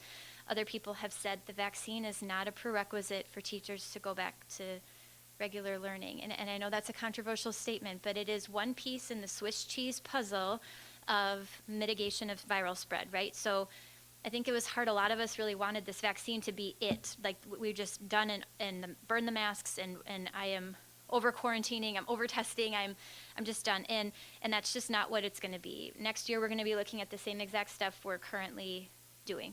Nothing will change for you. I'd say that pretty, yeah. I see nothing changing with the CDC recommendations. They move slower than molasses. I see nothing changing at the state level.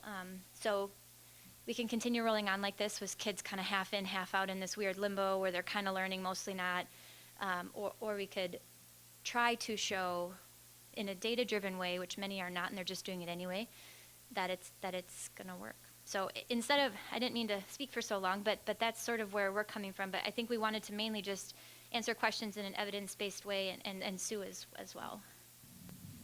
Yeah, just a few comments to start with. First I want to commend Superintendent Broren and his administrative team and the staff and the nurses here. They have done a phenomenal job throughout this pandemic. They've been marvelous to work with. I communicate with them every day, and I mean every day.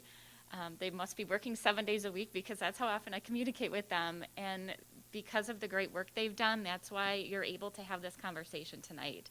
So they've been phenomenal to work with.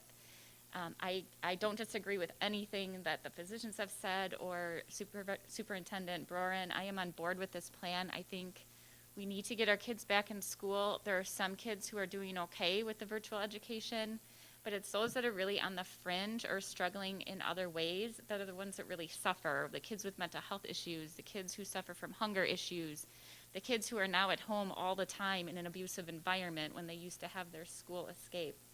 So I'd encourage you to think about those things as well. The vaccine front is looking worse every day. I hate to say, just before I came here, I was on a meeting with the state health department and all of the health officers from across the state, and we are told our vaccine supply will increase by 20% in March or April, which is horrific. We ordered 800 doses for this week. We received 200 doses. We have 4,000 people on a waiting list. So do the math. With that 20% increase, we are going to be vaccinating until I'm 65 or older, I swear.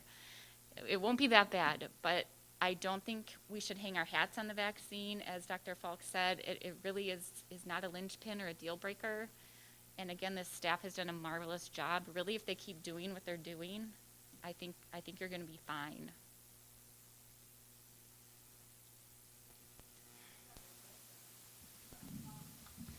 So what I'm understanding is that because the issue with the vaccine is so uncertain, that we really need to be focusing on the other mitigation strategies that we've been using. And one of the concerns that I see is that, especially at the middle school level, I don't even know who can answer this question, that the students aren't wearing masks appropriately, sometimes not wearing them the way they should be worn, or simply not wanting to wear them at all. and at the, I think it must have been at the high school level where students have to remove their masks, take their masks down to give a number because they don't have their ID with them or something like that, that we're being asked to maybe implement consequences for not wearing the mask or not wearing it appropriately or for not having their student ID with them so that they don't have to remove their mask in order to provide this information. What, as a board, what can we do as far as proposing consequences, or is that something that is done maybe at the school level?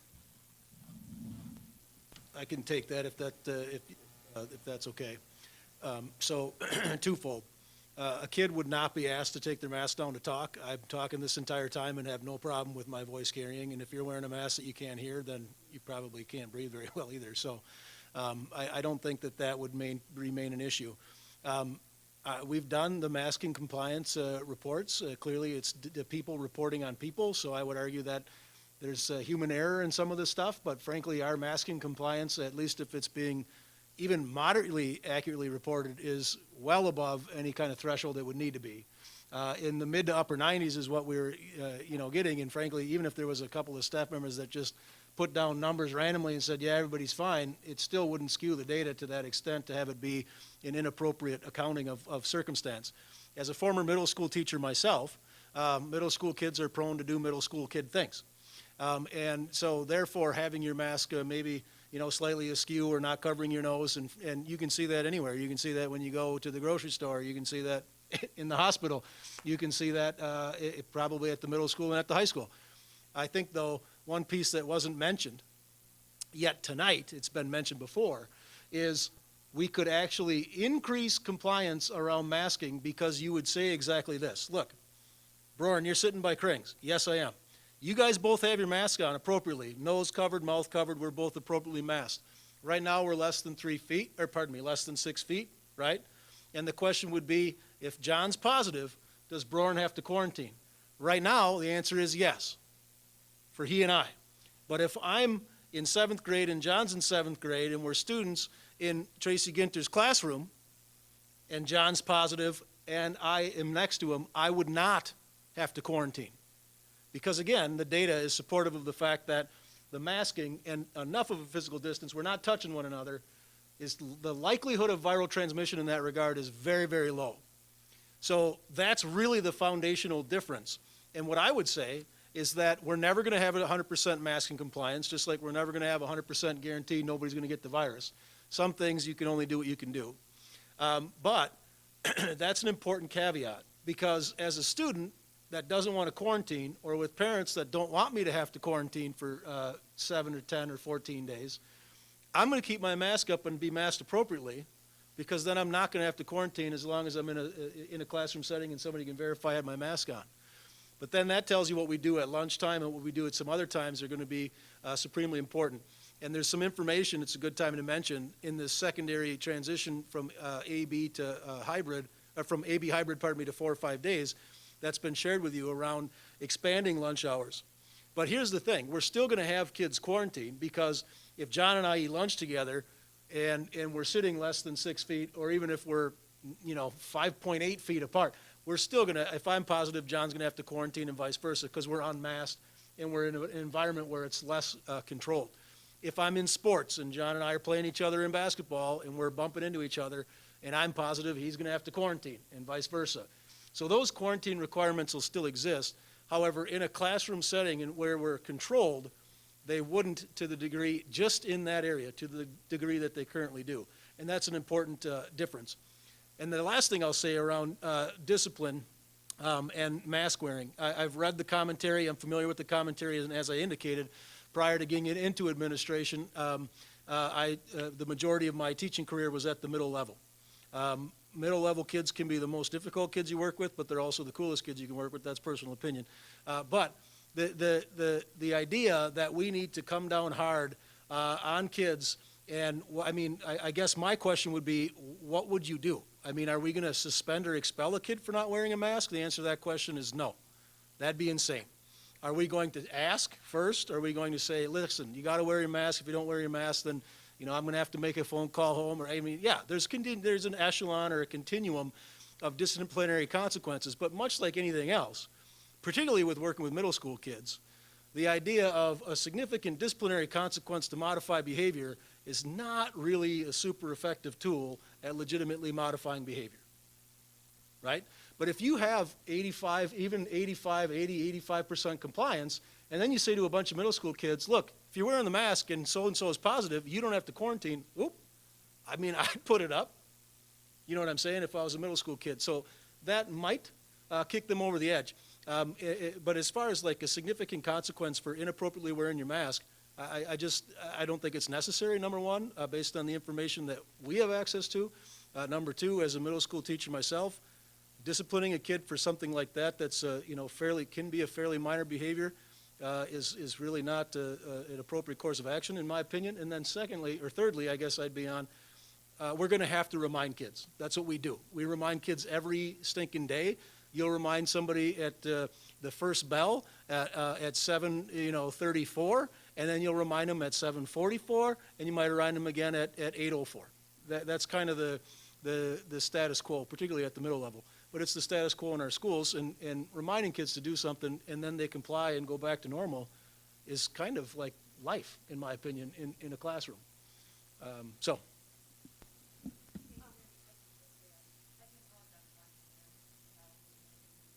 That are continually just obstinate about mask wearing. In every case, we've contacted parents and guardians. In every case, we've been supported. Otherwise, it's reminders, almost all day, every day.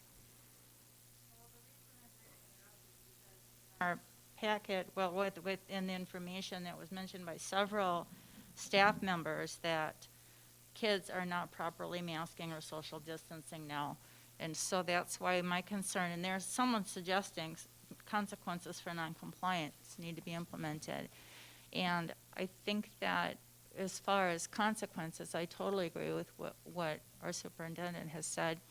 I also believe that if we treat this as the way we would treat maybe a dress code violation, we do have consequences, I think, if there are violations on a regular basis anyhow of a dress code violation.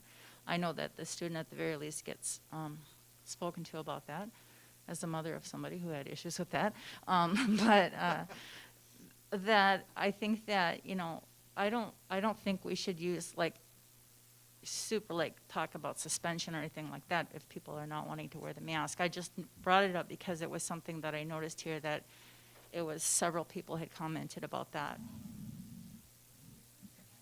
Survey recently, well, I guess, when was that? Since after Christmas, I think, Allie, where we're trying to get at what the percentage of total masking is versus nose out versus unmasked altogether. And at Rams and Lincoln, I mean, they're 90% or more completely masked, totally appropriately, less than 5%, perhaps, maybe most weeks, Allie, I'd say.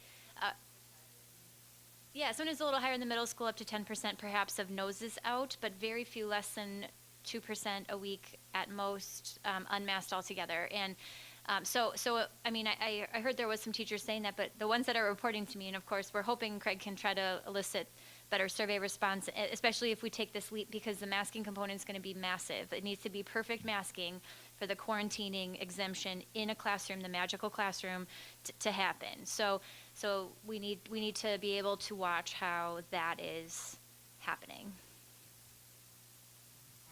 Pursue as far as regards to actual testing numbers. Are the testing numbers down?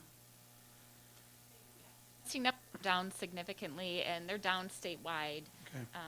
Yeah, we were testing, probably, I'm trying to recollect, 500, 700 a week just through the health department efforts.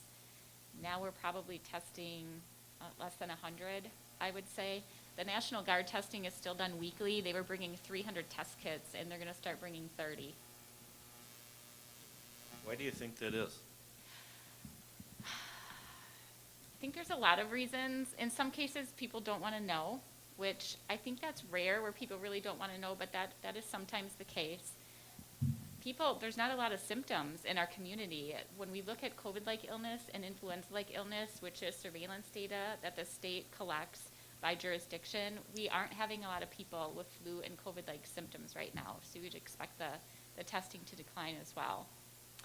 And additionally, we are made aware of hospital, I mean, I'm a pediatric hospitalist as well in my other day job. And so anyway, hospital numbers are way down, and they have been for weeks. And so even if people aren't testing, if we assume the worst and people are just running around with their colds, not knowing that it's COVID-19, we're not making other community members sick. And so, and the ERs have not been inundated like they were pre-Thanksgiving. I mean, the apocalypse was upon us. It was really bad. And you couldn't have found a bed or a ventilator around here to save your life. But now it's much different. The ICU has like 5 out of 8 beds full of just regular old ICU stuff.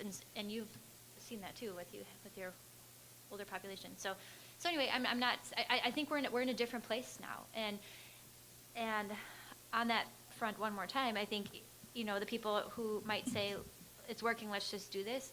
If you wait till September, we're going to have 8 different monsters we're going to be fighting at that time. Mark my words, there's going to be many new variants, there's going to be new obstacles and hurdles.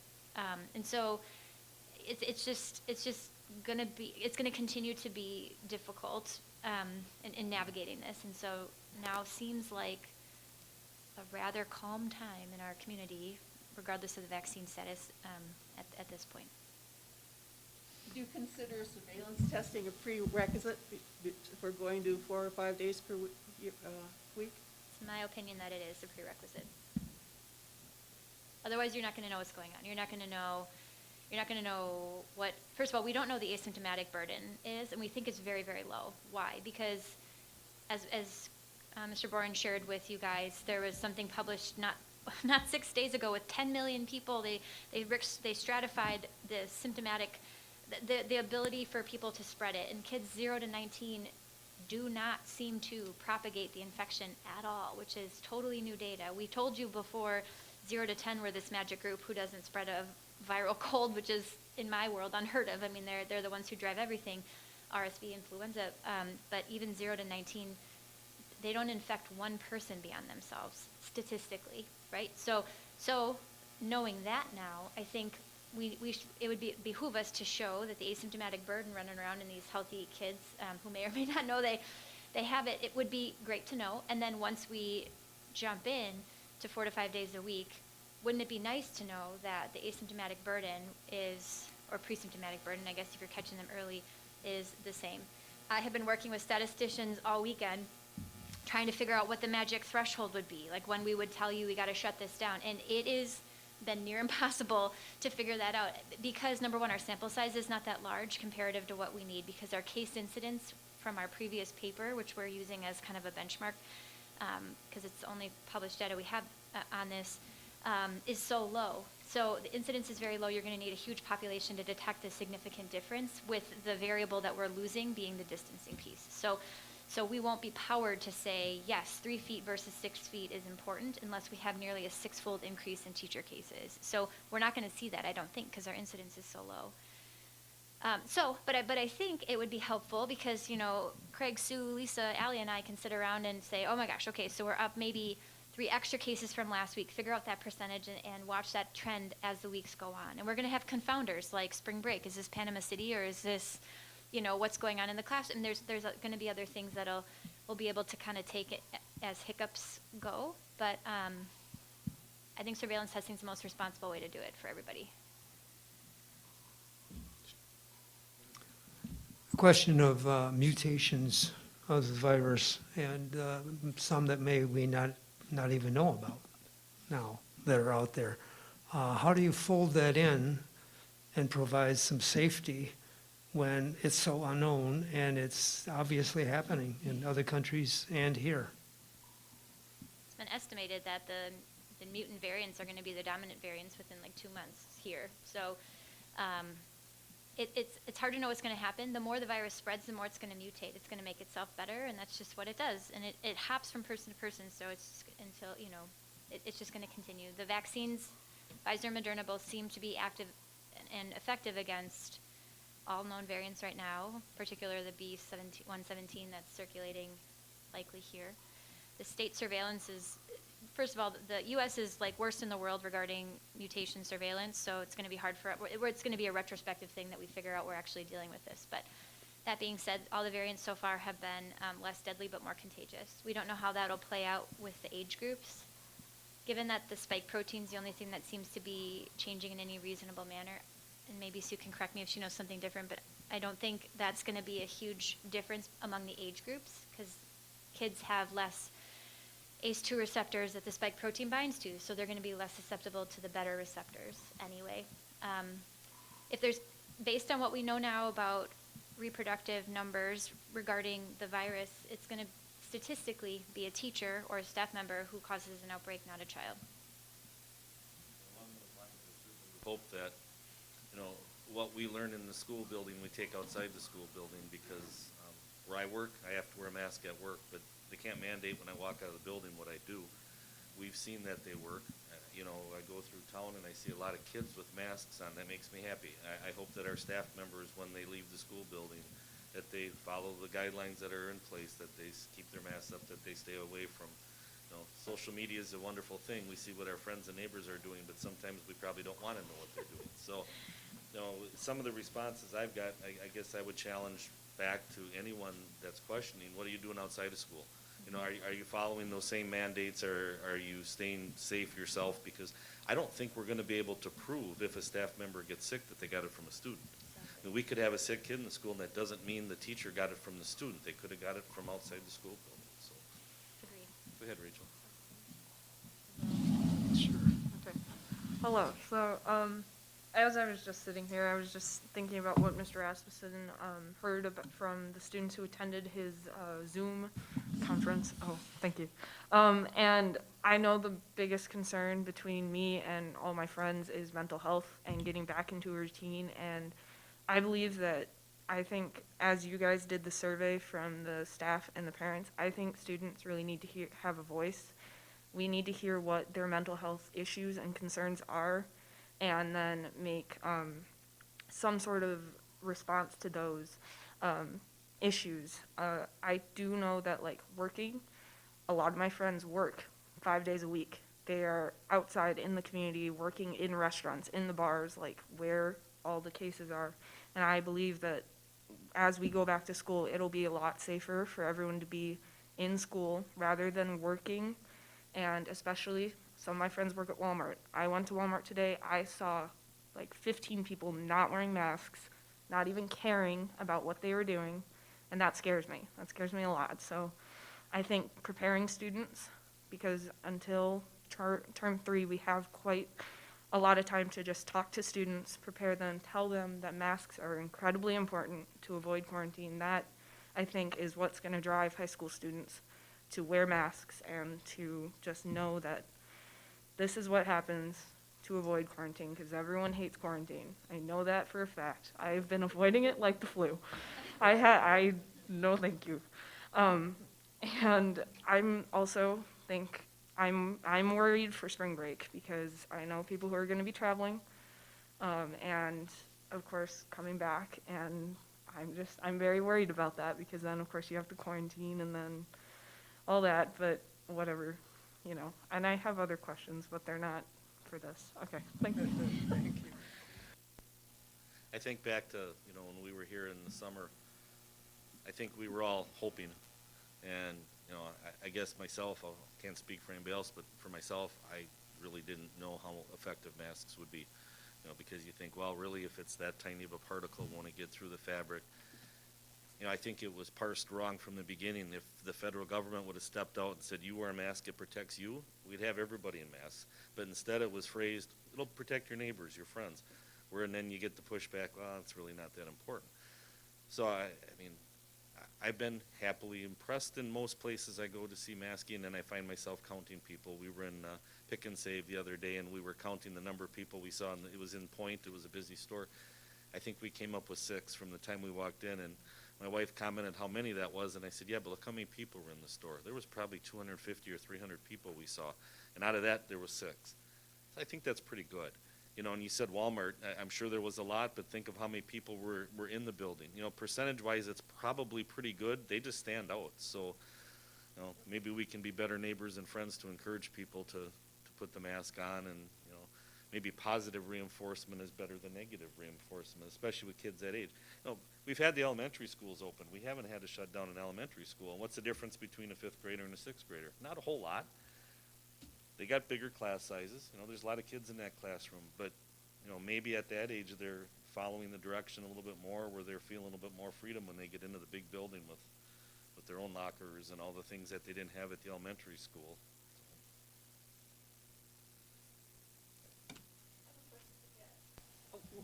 Some of the things that we've been reading on our emails and the videos, it's like the air exchange is a big concern.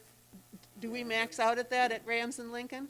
Yeah, we've been running our building floors earlier in the morning, just to exhaust them for that to and then floors later at night too. So, and we have all of our outside area that we're working. So some of it's limited, our elementary, so we have new ones and kind of limited on what you can do. We left our nerve rating, which is, higher the nerve rating, the smaller particles will stop. And limited by the piece of equipment too. You don't want your airflow, your air exchange to suffer. So we want, you know, as you can, very good, very high. The nerve thirteen is kind of low pressure. We're at nerve 11 or higher than that. I'm also looking at full plasma ionization. What that does is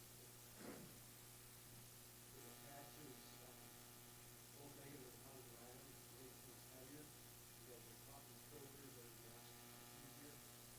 That's one thing we're looking at for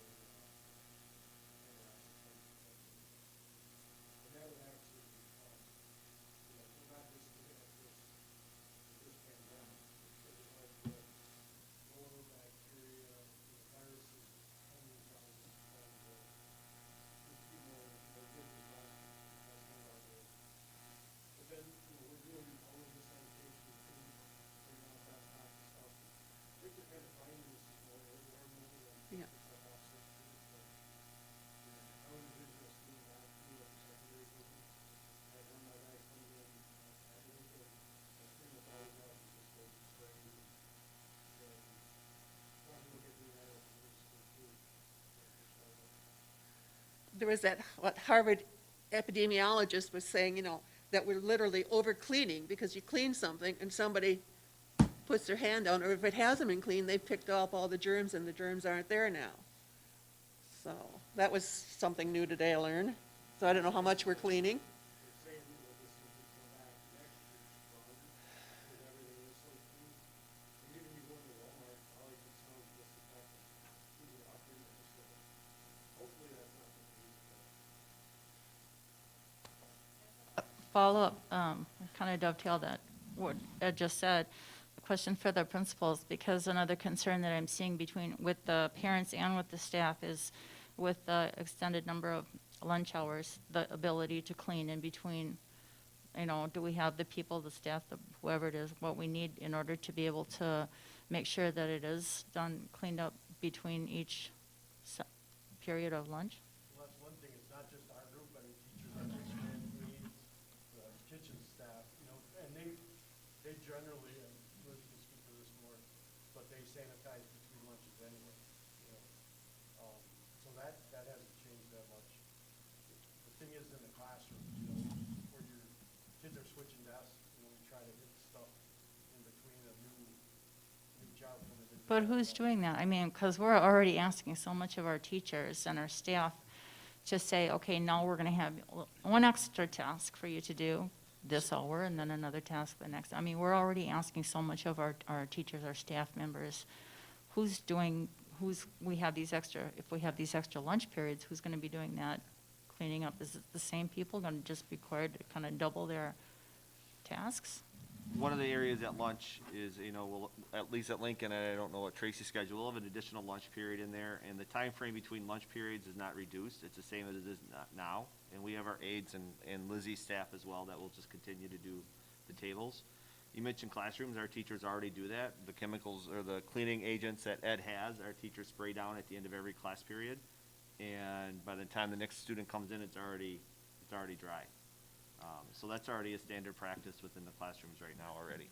And we are looking at 6 lunch periods instead of 3 to maintain the smaller number of students, fewer number of students. And we've been in contact with Lizzie and her staff, and basically timed it. How long would we need to make sure that everything was disinfected between groups?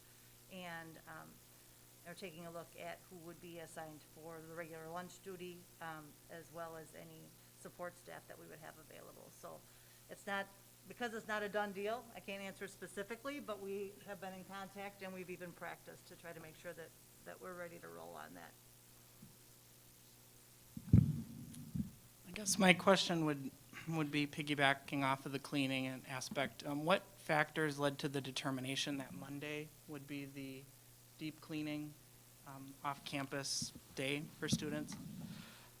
That was some of my work looking at it is, we do a lot of tests at Lincoln. Our nurse, Trina Watson, we get a lot of tests of, we range anywhere from 4 to, this week we had 16 tests last week go out for one day. Generally, we have a 48-hour turnaround in tests.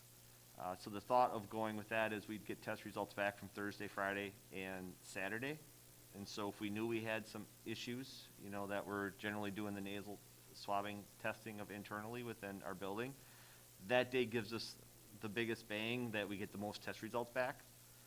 Compared to Wednesday, we'd only get Monday test results back. So it just allowed us to create that gap a little bit. And I know we get additional cleaning on that day. I don't like that misnomer of going, we're deep cleaning, because I think Ed staff and our staff is doing that almost every single day. It's not that we're taking, some additional cleaning gets done on that day, but our custodial staff has been really, really diligent. So I don't want the perception of being, well, we're only cleaning really, really good on that one day, because that's not the case.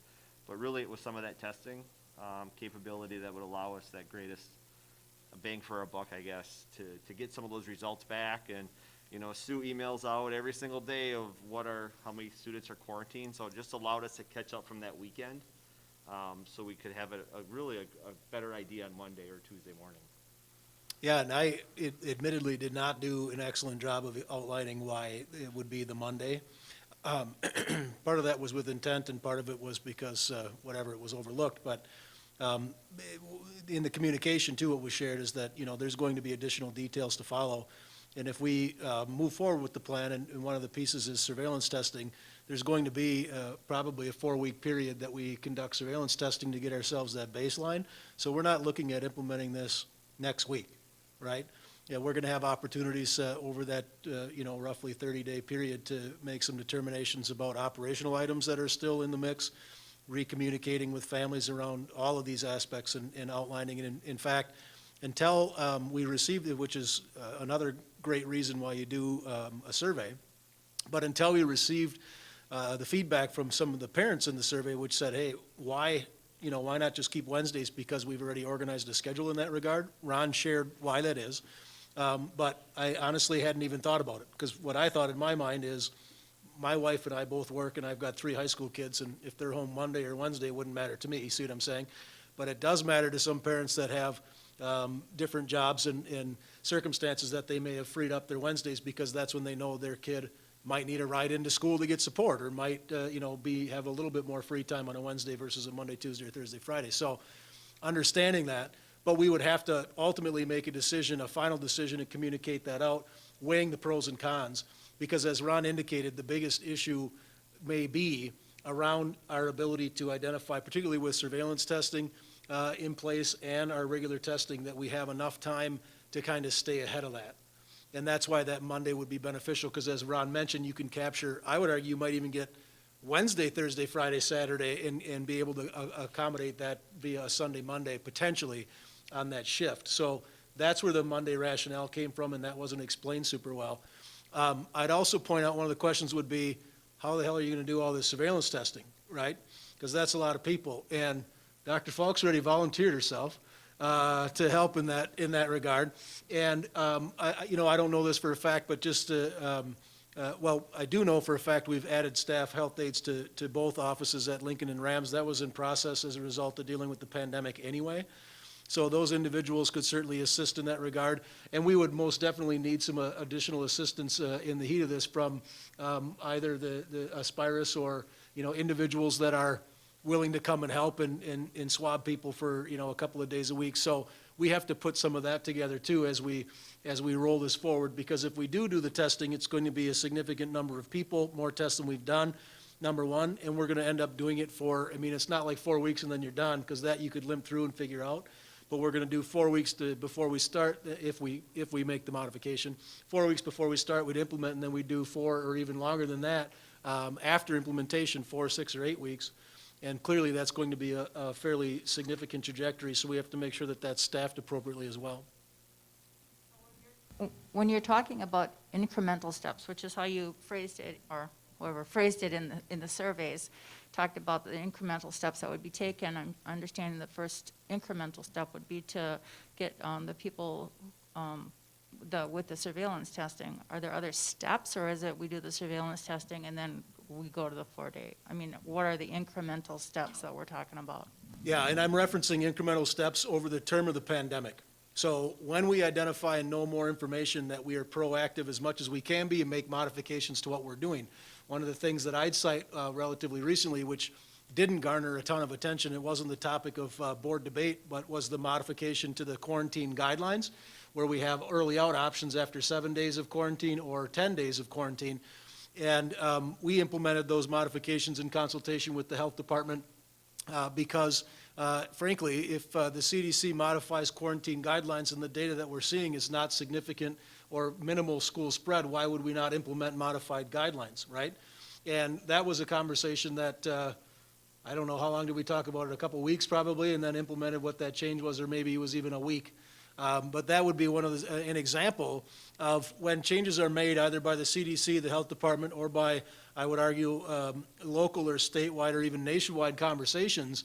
One of the things that we can't do, one of the things we're having this conversation is about, is what can we do to move down this continuum of more and more normalcy. So with regard to implementation of a 4 or 5 day a week, that would be part of the incremental change, which as we head into next year, we may find that the contact tracing and quarantine guidelines are wholly modified and 6 feet is gone for everybody. And now we're only worried about masks and not touching each other. And if that's the case, we got to make modifications to, achieve that. And ultimately what it comes down to is we're not going to be the incubator for creating community normalcy, but we have to be at least part of the puzzle as we're moving forward to say, here's what we're seeing and hearing, and we have some data, anecdotal and growing research data that supports this decision-making. So rather than sit on our hands and just pretend that it's okay and everything's going to stay the way it is until it's totally gone, that was kind of the whole motivator for why I would even bother having the conversation now. Admittedly, when you talk about things like having everybody vaccinated, well, that's another incremental step, right? When all staff are vaccinated, that's another incremental step that may or may not have bearing on how we conduct business. When all students are vaccinated, that's an incremental step where it may or may not have bearing on how we conduct business. And so all of those aspects, and then being rational and pragmatic around what are we seeing and hearing, what are we doing, what are other places, is a very similar circumstance to what we're doing now. Frankly, and then I'll finally shut up again because I've talked a lot, I know that, but it's not conducive to long protracted conversations involving multiple stakeholders, and employees. And I say that because I know there's a vibe of, well, you didn't even talk to staff about this, it's a done deal, you made the decision. I know that vibe's out there. To that, I cite the timeline that I outlined, number one, and number two, there is not, I'm having conversations with Sue and Dr. Olson and Dr. Falk multiple times per week. And when she talks about, Dr. Falk talks about Saturdays and Sundays, yeah, those days too, right? And I'm not saying that because I need a badge. I'm just saying that these aren't conversations that happen where you can say, okay, now in the light of all this new evidence, let's sit down and really work through this during when? The next PD day, or are our staff going to come in on Saturdays and Sundays, or how, it's not a circumstance that's cohesive to a significant portion of collaborative consensus building. It just frankly isn't. And I think it's valuable to get staff feedback. I think it's very important that we get staff feedback. I know for a fact, I don't think that you folks as a board value and evaluate staff feedback for sure. But I can't understand or see my way through how you would engage in this process in any other capacity because of the things that I mentioned.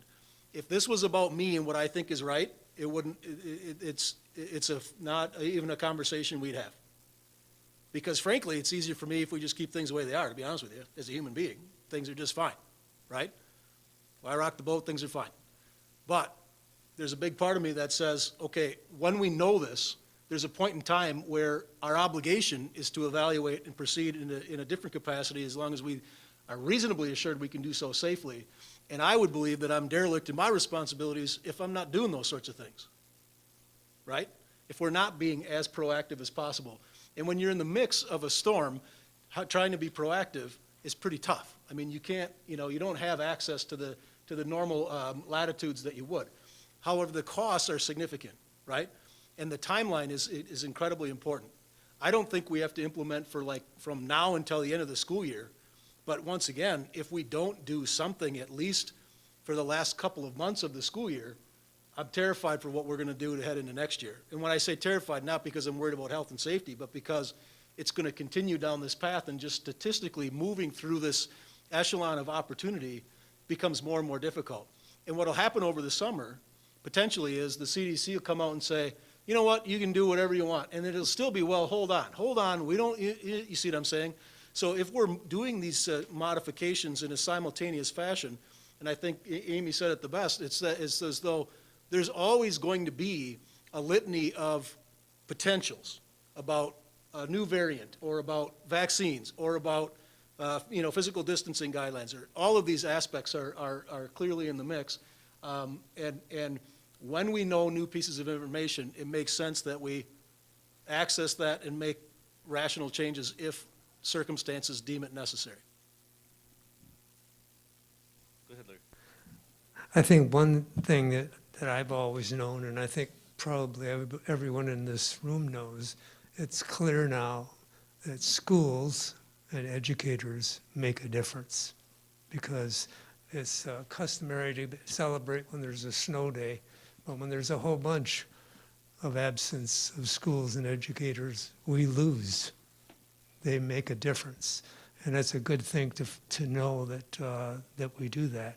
The people that I worry about are the people that have conditions like myself that would put me in danger if the COVID came around at my house, and especially the staff. I hope that there's a way that we can at least get them vaccinated before we make some of these changes.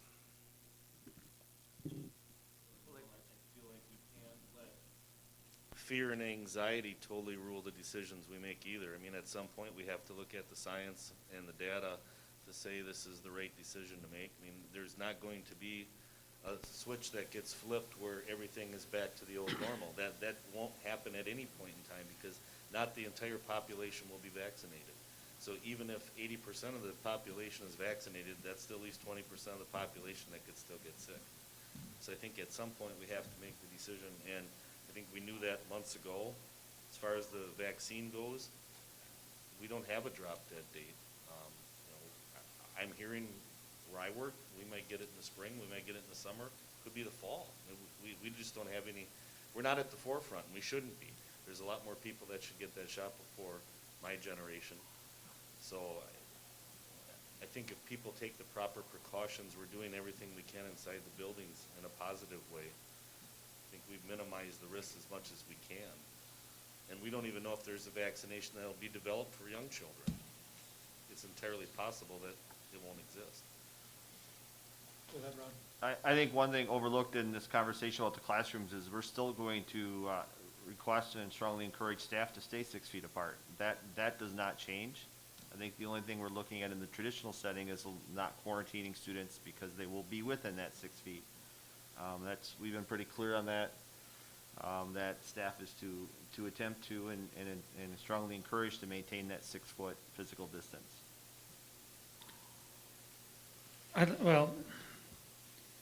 I totally agree that students should be in school 5 days. However, there's the one big blue thing here that scares the snot out of me, and that's spring break. There's two things that really get me. I'm going to start with my concerns. As far as looking at it as a board member, I'm seriously concerned if this will screw up our referendum and what it might do with the referendum, either positive or negative, if this thing totally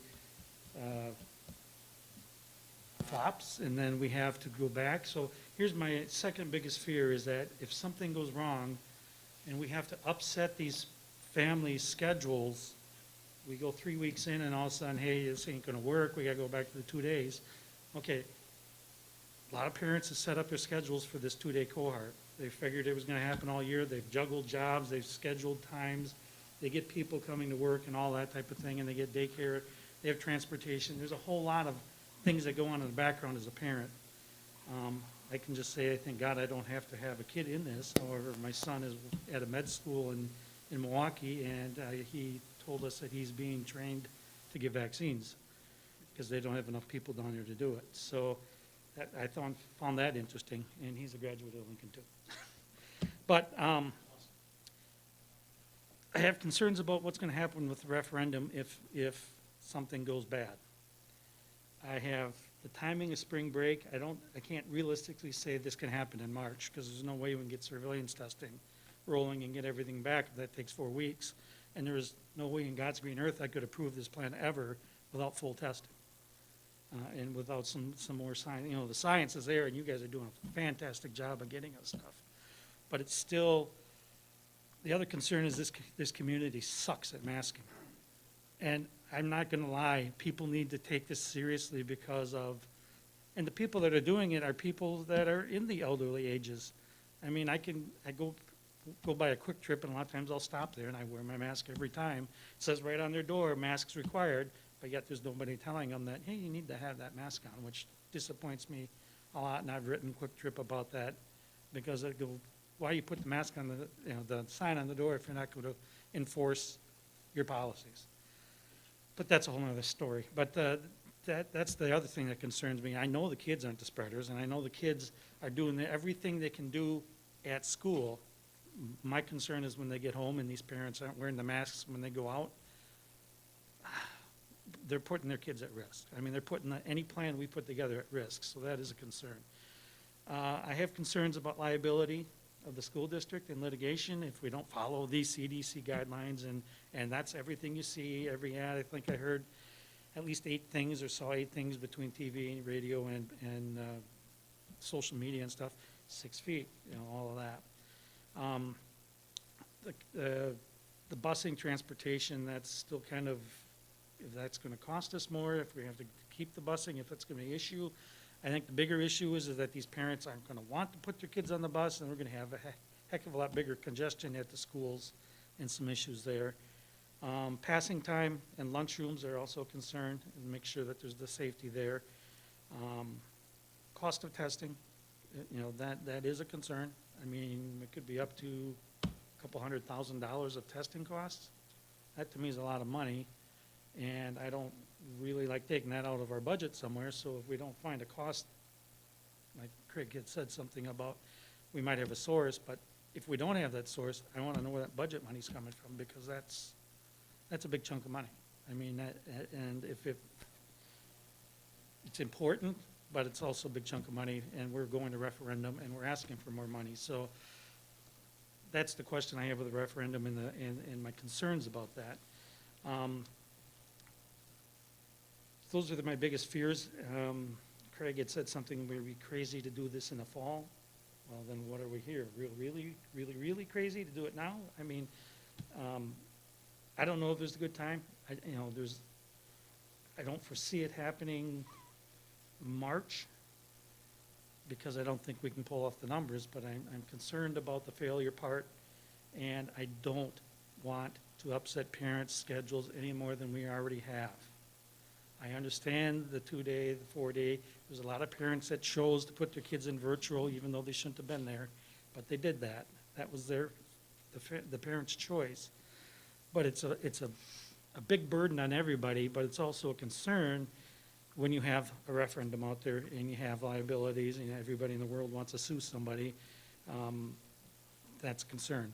I mean, those are the things that have been weighing on me, and I look at things as a pretty black and white risk-reward type of thing, or pros and cons, whatever you want to use. And for me, right now, the risks are much higher than the rewards on some of these questions, and I know we'll never have an answer, but my two biggest concerns are the parents and how they're going to be affected, because I know a lot of people answer a survey one way, but they mean completely something else. And I don't want to put our parents through any more undue burden if we have a failure in this new plan. We have a plan that was solid. We have a plan that's working very well, a plan that we've proven with the science. If we're not going to be able to roll this out until mid-April, I don't know. That's my biggest concern.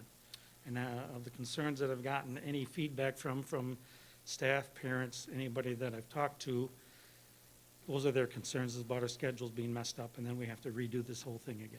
So that's Yeah. a very important thing for our whole school district. So that's a very real possibility. And as we started the school year, if you recall, you took action to say, we can go 100% virtual, we can do this cohort approach, or we can do a 5-day-a-week in person or anything in between. But clearly, I think that was implemented, and that's why we're talking about it tonight, with the idea that 5-day-a-week, like normal would be when we're not dealing with a pandemic, right? So that's the basic premise around this conversation. With regard to surveillance testing, the timelines are flexible and fluid, but frankly, we could implement surveillance testing as soon as next week, Monday, and surveillance tests for the last 2 weeks of February and the first week of March, and have 3 weeks of data, and probably implement on March 8th to go to the 4-day-a-week and not be super behind the 8 ball. To provide some breathing room, I'd probably advocate to do it a little bit differently and maybe not look at implementing immediately next week, Monday, but I would argue we probably could. We could probably figure that out. Keep in mind, you're talking about, if here's a benchmark for me, 400 tests a week, 50 per building per day. So you're going to do 50 random at Rams, 50 random at Lincoln, and then those get mailed in, and you get the results within 24 or 48 hours. But typically within 24 is what the turnaround is from the Aspirus clinic, who's doing the evaluations of the test. So we're going to get a continuous loop of data on once you do day one, you're going to get data the next day and the day after that for different groups, right? So it's not as though you're going to test 400 people every day. You're going to test 400 and some people a week, 50 per building per day, and then that data is going to come and be added up kind of over time. We could implement that as soon as we have access to the test. We have access to the test basically as soon as we pay for them from Aspirus. This is the PCR tests, and they are the most accurate that are out right now, correct? And I would caution that as opposed to rapid antigen testing, the sensitivity of that is just garbage with asymptomatic adolescents. You might as well flip a coin in front of them as far as whether they have it or not. So there's been some use of that. That'd be a lot cheaper, but it's just, it wouldn't give us any actionable data. So, thank you, Dr. Falk. And what we would also then say is, okay, if we can implement then on March 8th, which is the beginning of the try, which would be convenient for a number of reasons. Let's say we implement on March 15th, and at least get 2 weeks of data prior to leaving for spring break, and then we would leave for spring break and return and resume this 4-day data set following that. So that timeline is fairly flexible. And we could also, there's nothing that would preclude us from implementing the 4-day-a-week following spring break. I'd be concerned because you're not quite sure what's going to happen as a result of spring break. So having a couple of weeks in at 4-day-a-week prior to makes a lot of sense, right? If you come back immediately after spring break, what you could be seeing is because of the 4-day implementation, or it could be because everybody went to COVID hotspots over spring break, and now we're seeing it spread within the community and the school. So doing a few weeks before and then after would be ideal, in my opinion. And what I said was, I wouldn't want to implement 4-day-a-week headed into September because we have nothing actionable to make that decision. So although I'm fully confident we could do 4 or 5 days a week in September, we wouldn't start that way because we would want to get a baseline of what happened over the summer, where are we at now, and now let's launch in and do a comparison. So that's the only reason I would say doing it in right away in September would be insane, because there's too many unknowns. But in the interim, let's pretend that they ramp up vaccination schedules and they change CDC. Maybe that's not even a conversation we're having. Maybe it is 5 days a week, nobody worry about it, don't, you know, you gotta wear a mask, but whatever, and that's fine. We know we could get that direction, but what I think is gonna happen, and what would happen in reality are two terribly different things. And I've said, I'm not gonna prognosticate anymore during the pandemic, because you say something and then you're wrong, that's pretty much what happens. But based on timelines now, it doesn't seem that it's gonna be earth-shatteringly different come September of '21 versus March of '21. There's not going to be, you know, I shouldn't say there's not going to be. The likelihood of having significant changes in that time, it's not in the tea leaves, right? I'd be more inclined to think we're going to have our circumstance like it is now.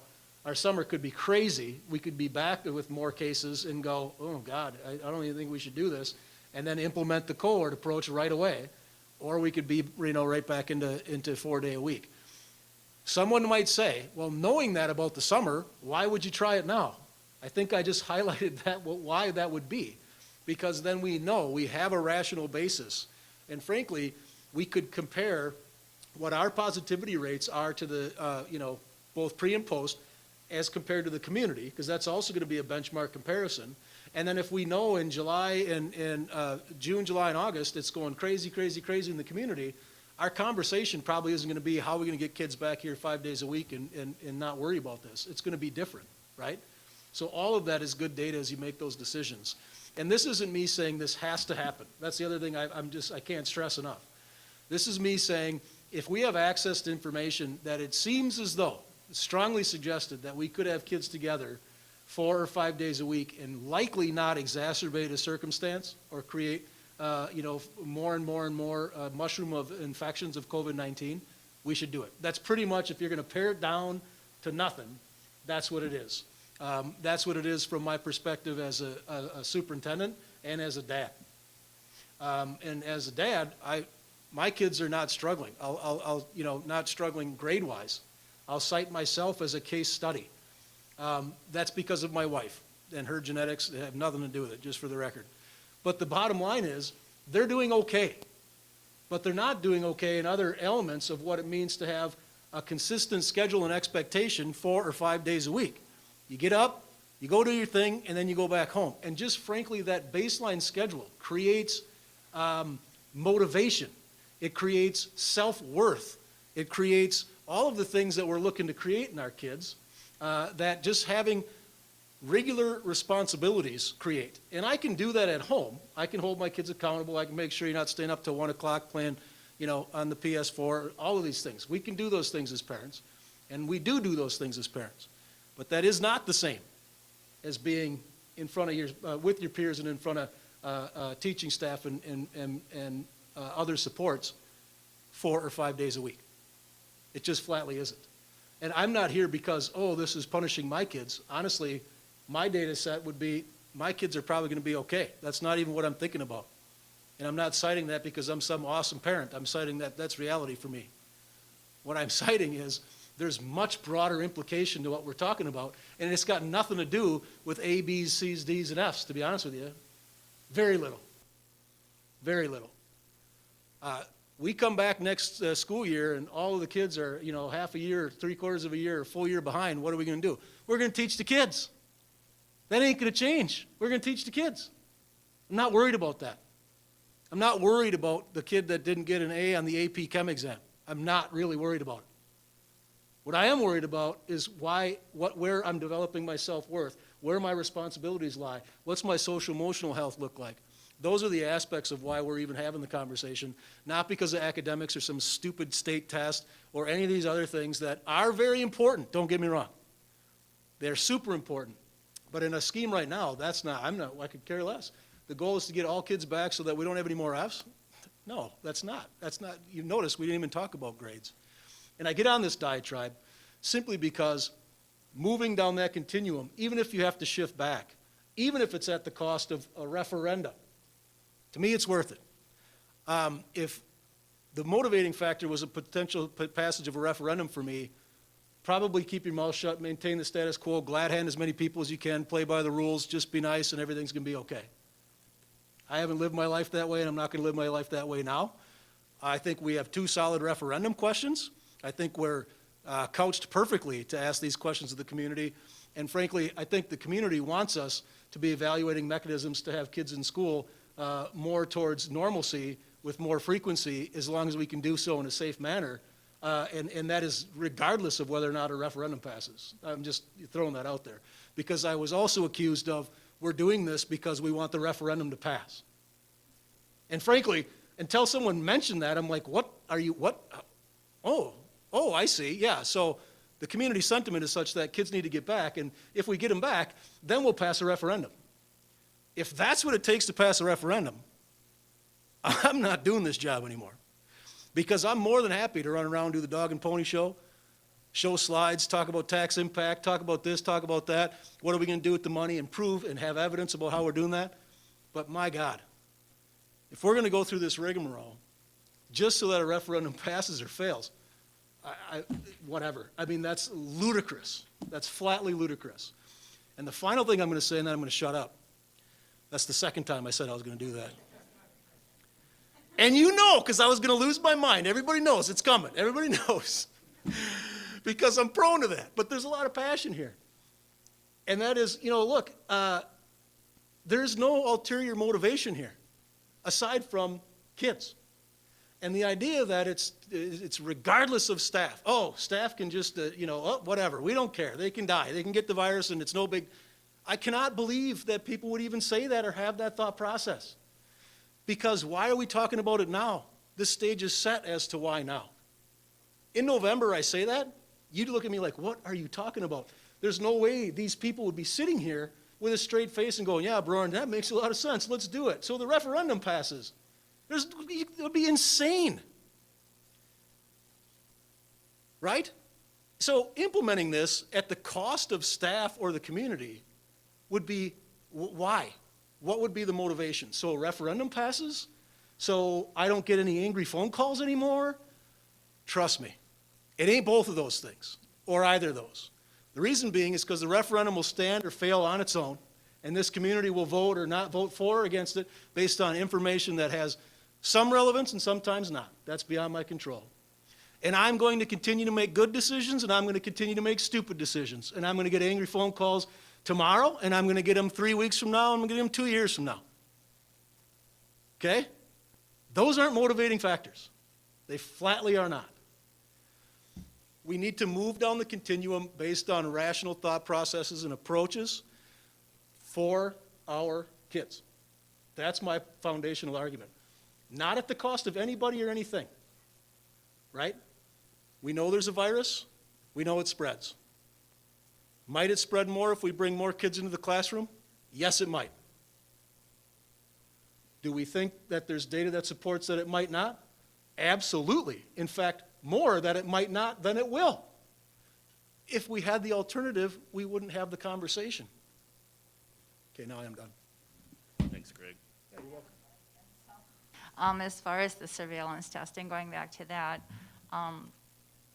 we're going to use that information to the best of our ability to help decide whether or not this is working well or not working. I know it's difficult to anticipate how long we would continue the surveillance testing, but would we anticipate that that would be something that would somehow be done over the summer also, so that when we do come back in September, that we would be more confident about having that 4 or 5 day a week schedule? Data is my love language, and so yes, I would love as much data as we can get, and we are happy to, well, Allie will be in residency, but I will be happy to churn through whatever data you people give me, so, and share with the board and with Craig. So I think it'd be helpful to, I think the best laid plans are the ones where we have some prospective ability to look forward, and so I think that's a great point, surveilling some group of kids randomly, they'd come to some point, or the sporting kids or whatever, that'd be another great population. So it's I didn't even think about, that's a very interesting future direction that I think would be helpful as we talk in July, August regarding plans. If you don't get the number of tests that you would like, the data's still relevant. Yeah. I mean, in a perfect world, you test everybody, but that's not going to happen. So if you're looking for 200 from the middle school and 200 from the high school, and you get 50 from each school, that doesn't really sway you from your recommendation, does it? I don't think so. I think anything's better than nothing. And in some of the conversations with UW, my previous faculty that I trained there that are trying to help us with this, including some of the leading infectious disease doctors in the world, actually, who live there, they were like, well, what about 30 or 40? And I'm like, there's a cost thing to this that, and a collection piece too. So to them, more is better. But I think you're right. Anything is better than nothing.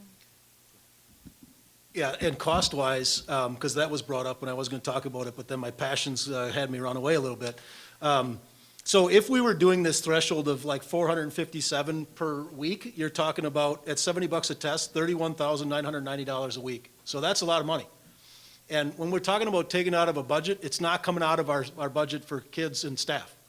No, it would not come out of any budget for kids or staff. At best, with no assistance from, any philanthropic organization, it would come out of ESSER II dollars or CARES Act dollars. That's where it would come from.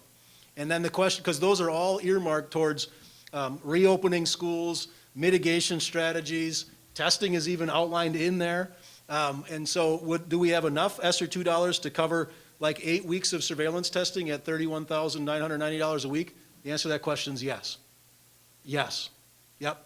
So if we did this, it would have zero impact on our school budget for this school year and into next school year. Zero impact.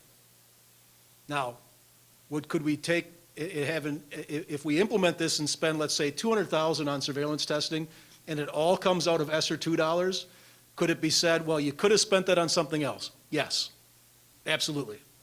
But it's not because we're cutting staff salaries or non-renewing staff members or cutting programs, because again, it's not anything that is budget neutral to this year's budget.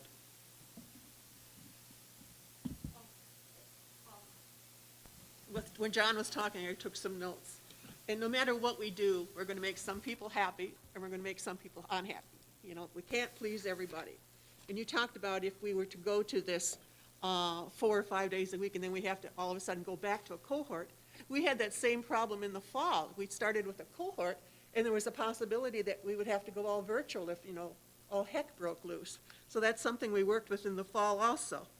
You said with our breaks, we didn't see a big influx of positive cases. I would say we'd probably say the same thing in the spring. We've got smart parents. They're not going to put their kids at risk. I just don't think we would see that at spring break either. We always talk about following the science. The science is here. I think we should follow it. Just on the news tonight, they said CDC is coming out with new guidelines this week. Gosh only knows what they will be. I don't think our students are taking, like you said, so many working, they're not taking their education seriously, and I think we have to change it now rather than later. I think they're missing out on a lot if they're working 5 days a week. It's time that they're not going to be able to make up. So with that, I would like to make a motion to move in the direction of implementing a 4-day and eventually 5-day in-person instructional model at Lincoln and Wisconsin Rapids Area Middle School between March 2021 and the end of the school year if surveillance testing is implemented and it is determined by the administration that proper precautions and mitigation efforts to curb viral transmission can be implemented. The direction of implementing a 4-day and eventually 5-day in-person instruction model at Lincoln and Rams between March 2021 and the end of the school year if surveillance testing is implemented and it is determined by the administration that proper precautions and mitigation efforts to curb viral transmission can be implemented. Can we have roll call, please, Maureen? No. Yes. No. Yes. Yes. Yes. Motion passes on a vote of 4 to 2, isn't it? 4 to 3. 4 to 2. I'm sorry, math wasn't my strong suit. Got to get back to school. Yes. Mary was not able to make it tonight, but I did speak with her, and I think from the conversation we had, and she said she spoke with you, I think that Mary would be on board with this decision. So I guess we'll have to be that as it may. Thank you for all your input. It's very much appreciated. I know this is a very passionate thing for people, and it's not an easy decision to make. But we're following the science, and that's what we preach to our kids, is to, you know, practice what you learn. So maybe we're doing that and setting an example. So thank you. It's much appreciated. Absolutely, thanks for that, John, sorry about the volume level. Just to mention too, and for the record, we will now communicate back out with both staff and parents. We'll talk about implementation, get those things locked down. We might be ready to go for March 8th, the week of March 8th, it might be the week after that, so there's some flexibility there. I think the only thing I'd say would be for certain is that we'll want 3 or 4 weeks of surveillance testing under our belt, and then we'll implement, and when we implement, we're gonna start when the week should start, right? So if we're gonna do Monday, Tuesday, Thursday, Friday, we're gonna start on a Monday with 4-day a week. If we're gonna do Tuesday through Friday, we're gonna start on a Tuesday with 4-day week. And so the community and parents will have to bear with me until we lock down these details and get that information out, but that will be shared as soon as possible.